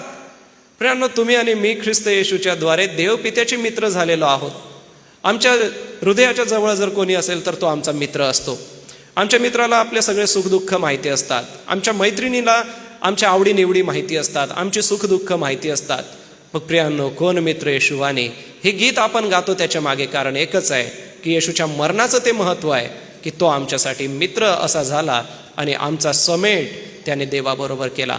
देवापासून आम्ही दूर गेलो होतो, परंतु येशू आला, आमच्यासाठी मेला आणि आता आम्हाला देवाबरोबर त्याने जोडून टाकलं. त्याच्या मरणाचं अजून एक महत्त्व आहे. कलसे 3:15 ते पाहायला मिळतं, आम्हाला शांती प्राप्त होण्यासाठी. प्रियांनो, प्रभू येशू ख्रिस्त शांतीचा राजकुमार आहे. या ठिकाणी कलसे 3:15 म्हणतं, ख्रिस्ताची शांती तुमच्या अंतःकरणात राज्य करो, तिच्याकरता तुम्हाला एक शरीर असे पाचारण्यात आले आहे आणि तुम्ही कृतज्ञ असा. ख्रिस्ताची शांती, त्याच्या मरणामुळे आम्हाला शांती मिळाली. खरं पाहिलं असता यशया म्हणतो की तो शांतीचा राजकुमार आहे आणि हा शांतीचा राजकुमार आमच्यासाठी या जगामध्ये आला. गलती 5:22 शांती हे फळ आहे. प्रीती, शांती, आनंद, सौम्यता, लीनता, सहनशीलता, ही जी फळं आहे त्यापैकी शांती हे पवित्र आत्म्याचं फळ आहे. प्रियांनो, ते फळ तुम्हाला आणि मला मिळालंय. काय आहे येशूच्या मरणाचं महत्त्व? तर येशूच्या मरणाचं महत्त्व हे आहे की तुम्हाला आणि मला शांती मिळाली आहे. प्रियांनो, आज जगात खूप सारे लोक आहे ज्यांना शांती नाही आहे. शांतीसाठी कोणी मेडिटेशन करत आहे, शांतीसाठी कोणी प्रवास करत आहे, शांतीसाठी कोणी निसर्गरम्य वातावरणामध्ये जाऊन एकांतामध्ये बसत आहे. प्रियांनो, एक वार प्रभू येशू ख्रिस्ताकडे या, प्रभू येशू ख्रिस्ताचा अनुभव घ्या, प्रभू येशू ख्रिस्ताला आपला स्वामी, धनी आणि मालक बनवा आणि बघा त्याची शांती तुमच्या जीवनामध्ये कार्यरत राहील. पुढे त्याच्या मरणाचं महत्त्व गलती 2:20 आहे. ख्रिस्त आमच्या ठाई जगण्यासाठी वधस्तंभावरती तो खेळला गेलेला आहे आणि आता पौल म्हणतो की मी जगतो असे नाही तर ख्रिस्त माझ्या ठाई जगतो. प्रियांनो, ख्रिस्त तुमच्या आणि माझ्या ठाई जगतो, तर ही किती मोठी गोष्ट आहे की ख्रिस्त आमच्या शरीरातून दिसतो आणि ख्रिस्त आमच्या ठाई जगतो. म्हणजे काय? आम्ही दररोज पवित्र शास्त्र वाचावं, आम्ही दररोज प्रार्थना कराव्यात, आम्ही दररोज स्तुती गावी आणि आम्ही दररोज विश्वासणाऱ्यांच्या संगती राहावं. आमच्या ठाई म्हणजे आमच्या सोबत, आमच्या संगती आणि आमच्यामध्ये देव कार्यरत आहे, आमच्यामध्ये देवाचं राज्य आहे. आमचं शरीर हे देवाचं मंदिर आहे असं आम्हाला करिंथकरास पत्रात म्हटलं आहे. प्रियांनो, हे झालं त्याच्या मरणाचं महत्त्व. आणि दुसरा शब्द जो येशूने वापरला होता तो होता त्याचं पुनरुत्थान. जसं मार्क 10:32-34 तो म्हणतो भविष्य जे त्याने केले, 3 भविष्य 3 वेळेला, ते होते त्याच्या मरणाचे आणि पुनरुत्थानाचं. तर त्याच्या पुनरुत्थानाचं महत्त्व काय? तर 1 कोरिंथ 15:20 म्हणतं मेलेल्यातून उठवला गेला, हे त्याच्या पुनरुत्थानाचं महत्त्व आहे. तरी पण ख्रिस्त मेलेल्यातून उठवला गेलाच आहे, गेला आहेच, हा शब्द आहे, गेला आहेच. तो महानिद्रा घेतल्याऱ्यांतले प्रथम फळ असा आहे. प्रियांनो, त्याच्या पुनरुत्थानाचं काय महत्त्व आहे? तर तो उठवला गेला आणि ख्रिस्त उठवला गेला ह्याचा अर्थ जे त्याच्यावर विश्वास ठेवतात ते सगळे उठवले जातील. अम्माऊसच्या वाटेवरती ते 2 शिष्य चालले होते. येशू त्यांच्यासोबत जात होता. त्यांना कल्पना नव्हती की आमच्यासोबत बोलणारा येशू आहे. आणि ज्या वेळेला तो त्यांच्यापासून अंतर्धान पावला त्यावेळेला त्यांना जाणीव झाली की अरे, आमच्यासोबत ख्रिस्त आहे. प्रियांनो, पुनरुत्थानाचं जे महत्त्व आहे की तो उठला गेला, तसेच प्रत्येक विश्वासणारा उठवला जाईल. 1 कोरिंथ 15 सोबतच गलतीकरास पत्र तुम्ही वाचा. मेलेल्यांच्या पुनरुत्थानाबद्दल फार सुंदर त्या ठिकाणी वर्णन केलेलं आहे. आम्ही कशा प्रकारे पुनरुत्थित होऊ, त्याच्या पुनरुत्थानाचं महत्त्व आहे की तो आमच्यासाठी उठवला गेला. प्रियांनो, प्रत्येक व्यक्ती ख्रिस्ती विश्वासणारा जो मरण पावतो तो झोपी जातो आणि ज्या वेळेला ख्रिस्ताचं आगमन होईल, ज्याला ख्रिस्ताचं द्वितीय आगमन आम्ही म्हणतो, त्यावेळेला जे मेलेले आहेत ते उठवले जातील. त्याला म्हणतात पुनरुत्थान, पुन्हा उठणे. पुनरुत्थानाचं महत्त्व आहे, प्रत्येक विश्वासणारा उठवला जाईल. पुनरुत्थानाचं अजून एक महत्त्व आहे, ते म्हणजे ख्रिस्त पुनरुत्थित झाला, त्याच्यामुळे आम्हाला आरोग्य मिळालं. प्रेषित 4:10 या ठिकाणी आम्हाला प्रेषितांच्या शिक्षणामधून एक गोष्ट पाहायला मिळते, ती म्हणजे आरोग्य. यासोबतच यशया 53 जर तुम्ही वाचलं तर त्यास बसलेल्या फटक्यांनी आम्हास आरोग्य प्राप्त झालंय असं यशया 53चं 5वं वचन म्हणतं. मग हे जे आरोग्य आहे ते आत्मिक रूपाने आहे, हे जे आरोग्य आहे ते शारीरिक रूपाने सुद्धा आहे. कारण की ख्रिस्त आमच्यासाठी शारीरिकरित्या मारला गेला आणि ख्रिस्त आमच्यासाठी शारीरिकरित्या उठवला गेला. याकोबाचं पत्र 5व्या अध्यायाचं 14वं वचन म्हणतं की यास्तव तुमच्यापैकी कोणी आजारी आहे काय, त्याने मंडळीच्या वडिलांस बोलवावे, त्यांनी ओनवून तेल लावून प्रार्थना करावी आणि त्यांनी आपले पापे पदरी घ्यावीत. प्रियांनो, जो व्यक्ती पापे कबूल करतो त्याला प्रभू आरोग्य देण्यास समर्थ आहे. प्रियांनो, त्याच्या पुनरुत्थानाने आम्हाला आरोग्य मिळालेलं आहे. त्याच्या पुनरुत्थानाने आम्हाला प्रायश्चित मिळालं आहे. त्याच्या पुनरुत्थानाने आम्हाला आरोग्य मिळालं आहे. पुढे त्याच्या पुनरुत्थानाने आम्हाला सार्वकालिक जीवन मिळालं आहे. योहान 11:25-26 अनेक वेळेला हे वचन आपल्याला वाचण्यात आलेलं आहे की पुनरुत्थान व जीवन मीच आहे. जो माझ्यावर विश्वास ठेवतो तो मेला असला तरी जगेन. प्रियांनो, प्रभू येशू ख्रिस्त आम्हासाठी मारला गेला, आम्हासाठी जिवंत झाला. त्याच्या पुनरुत्थानामुळे आम्हाला आता आशा आहे सर्व काळ जगण्याची. सार्वकालिक जीवन म्हणजे सर्व काळ जगण्याचं जीवन. या भूतलावरचं शरीरातलं आयुष्य एक दिवस संपेल. 70 वर्ष शक्ती असल्यास 80 वर्ष, परंतु त्याचा डामडौल कष्टमय आणि दुःखमय आहे. हे शरीर एक दिवस संपेल, परंतु जो आत्मा त्याने आम्हाला दिलेला आहे तो सर्व काळासाठी आमच्या देवपित्याबरोबर राहील. आणि त्याच्या पुनरुत्थानाचं हे महत्त्व आहे की आम्हाला तो सार्वकालिक जीवन देईल. त्याच्या पुनरुत्थानाचं पुढचं महत्त्व आहे, आमच्यासाठी प्रभू येशू ख्रिस्त आता मध्यस्थी करत आहे आणि आमच्यासाठी तो मेलेल्यातून प्रथम फळ असा उठवला गेलेला आहे. आणि आता तो उठवला गेलेला आहे तर तो आमच्यासाठी आता मध्यस्थी करत आहे. मध्यस्थी करणं म्हणजे 2 लोकांच्या वतीने देवपित्याजवळ बोलणं. आज तुम्ही जे करत आहात, तुमच्या वतीने देवपित्याबरोबर ख्रिस्त बोलत आहे. पित्याच्या उजव्या बाजूला तो बसला आहे. राजासनाच्या उजव्या बाजूला बसून आज तुमच्या आणि माझ्यासाठी तो मध्यस्थी करत आहे. प्रियांनो, ही एक पुढील गोष्ट बघूया. जसं मेलेल्यांचं पुनरुत्थान आहे, बघा त्याच्या पुनरुत्थानाचं महत्त्व काय आहे.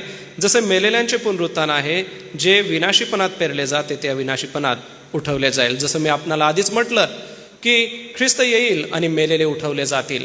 म्हणून आज जे आमच्यामध्ये नाही, प्रभूमध्ये जे झोपी गेले, त्यांच्याबद्दल मनाला वाईट वाटतं. आपण मनुष्य आहोत, आपले प्रियजन सोडून गेले, ह्याचं दुःख आपल्याला नेहमीच राहणार आहे. परंतु प्रियांनो, दुःख वाटून घेऊ नका. देवाचं वचन काय म्हणतं? मेलेल्यांचं पुनरुत्थान आहे, ख्रिस्तामध्ये ते उठवले जातील. ज्या वेळेला प्रभू येशू ख्रिस्त येईल त्यावेळेला आमचे प्रियजन उठवले जातील, ते जिवंत होतील. म्हणून आपण बारकाईने लक्ष द्या.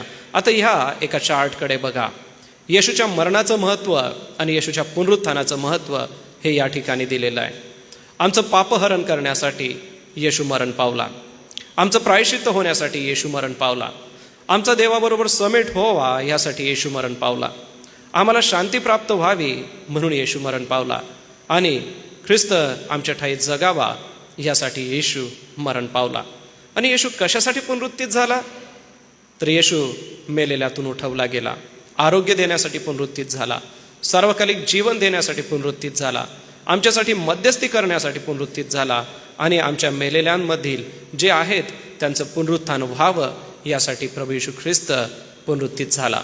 जसं मी आपणाला अगोदरच 3 भविष्यवाण्या प्रभू येशूच्या सांगितल्या होत्या, त्यापैकी मरण आणि पुनरुत्थान. आजपासून तो यरुशलेमेच्या दिशेकडे जात आहे आणि यरुशलेमेकडे जात असताना तो त्याच्या मरणाचं आणि पुनरुत्थानाचं सांगत आहे. त्याच्या मरणाचं काय महत्त्व आहे प्रियानो समजून घ्या. त्याच्या पुनरुत्थानाचं काय महत्त्व आहे आपणाला समोर दिसेल. लवकरच मी मंडळीच्या ग्रुपवर या सगळ्या माहिती टाकणारच आहे.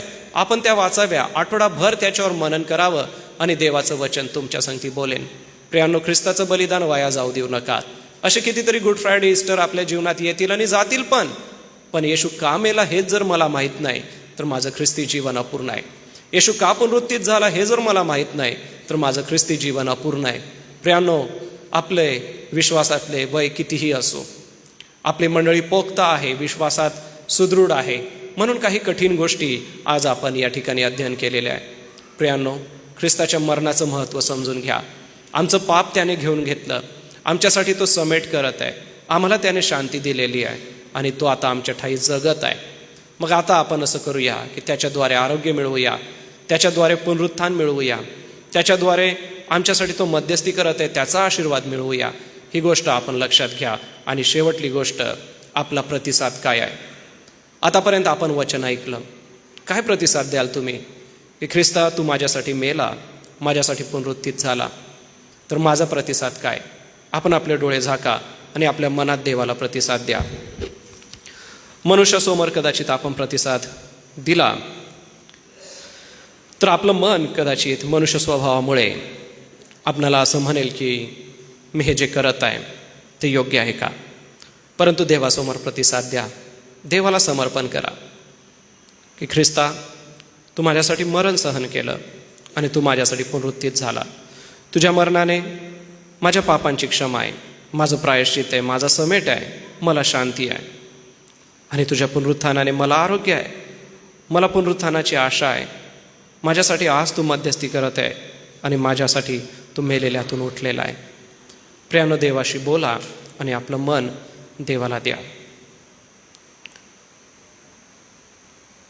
दयाळू परमेश्वर पित्या, तुझ्या मरणाचं आणि तुझ्या पुनरुत्थानाचं महत्त्व आज सकाळी आम्ही समजून घेतलं. तुझी पवित्र वचनं हे यातून आम्हाशी बोलतात. म्हणून तुझं मरण आणि पुनरुत्थान हे आम्ही वाया न जाऊ देता आमच्या मनात नव्याने घेतो. प्रिय प्रभू, वयाच्या या उंबरठ्यावरती तू आम्हाला याची जाणीव करून दिली की तुझ्या मरणाचं महत्त्व काय आहे आणि तुझ्या पुनरुत्थानाचं महत्त्व काय आहे. ते महत्त्व मी माझ्या जीवनात वैयक्तिक रीतीने घेतो आणि वधस्तंभाच्या ख्रिस्तावरील बलिदानाकडे लक्ष देतो, कारण की तो आज आम्हासाठी मध्यस्थी करत आहे आणि त्याने मला पुनरुत्थानाची सार्वकालिक जीवनाची आशा दिलेली आहे.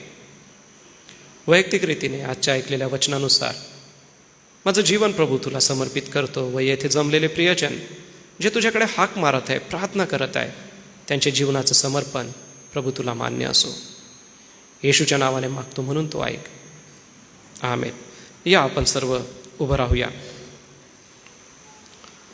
प्रभूने शिकवलेली प्रार्थना म्हणू आणि प्रभूच्या प्रार्थनेनंतर सन्मान्य रेव्हरंड डी.एम. पाटील पाळकसाहेब पुढे येतील, आशीर्वाद देतील आणि त्यानंतर आपण एक गीत गायन करू आणि येथून पुढे एकमेकांना सलाम करून आजची भक्ती समाप्त करू. हे आमच्या स्वर्गातील पित्या, तुझे नाव पवित्र मानले जाऊ, तुझे राज्य येऊ, जसे स्वर्गात तसेच पृथ्वीवरही तुझ्या इच्छेप्रमाणे हो. आमची रोजची भाकर आज तू आम्हास दे आणि जसे आम्ही आमच्या ऋणी ऋण सोडितो तसेच तू आमचे ऋणी आम्हास सोड आणि आम्हास परीक्षेत आणू नकोस, तर आम्हा सर्व वाईटापासून सोडील, कारण की राज्य, सामर्थ्य आणि गौरव हे सर्व काळ तुझीच आहे. आमेन.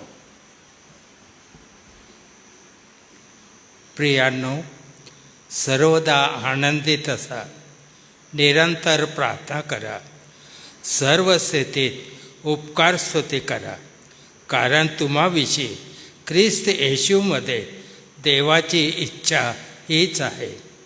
आत्म्याला विझवू नका, संदेशाचा धिक्कार करू नका, सर्व गोष्टीची पारख करा, चांगले ते बळकट धरा, वाईटापासून प्रत्येक प्रकारापासून दूर राहा.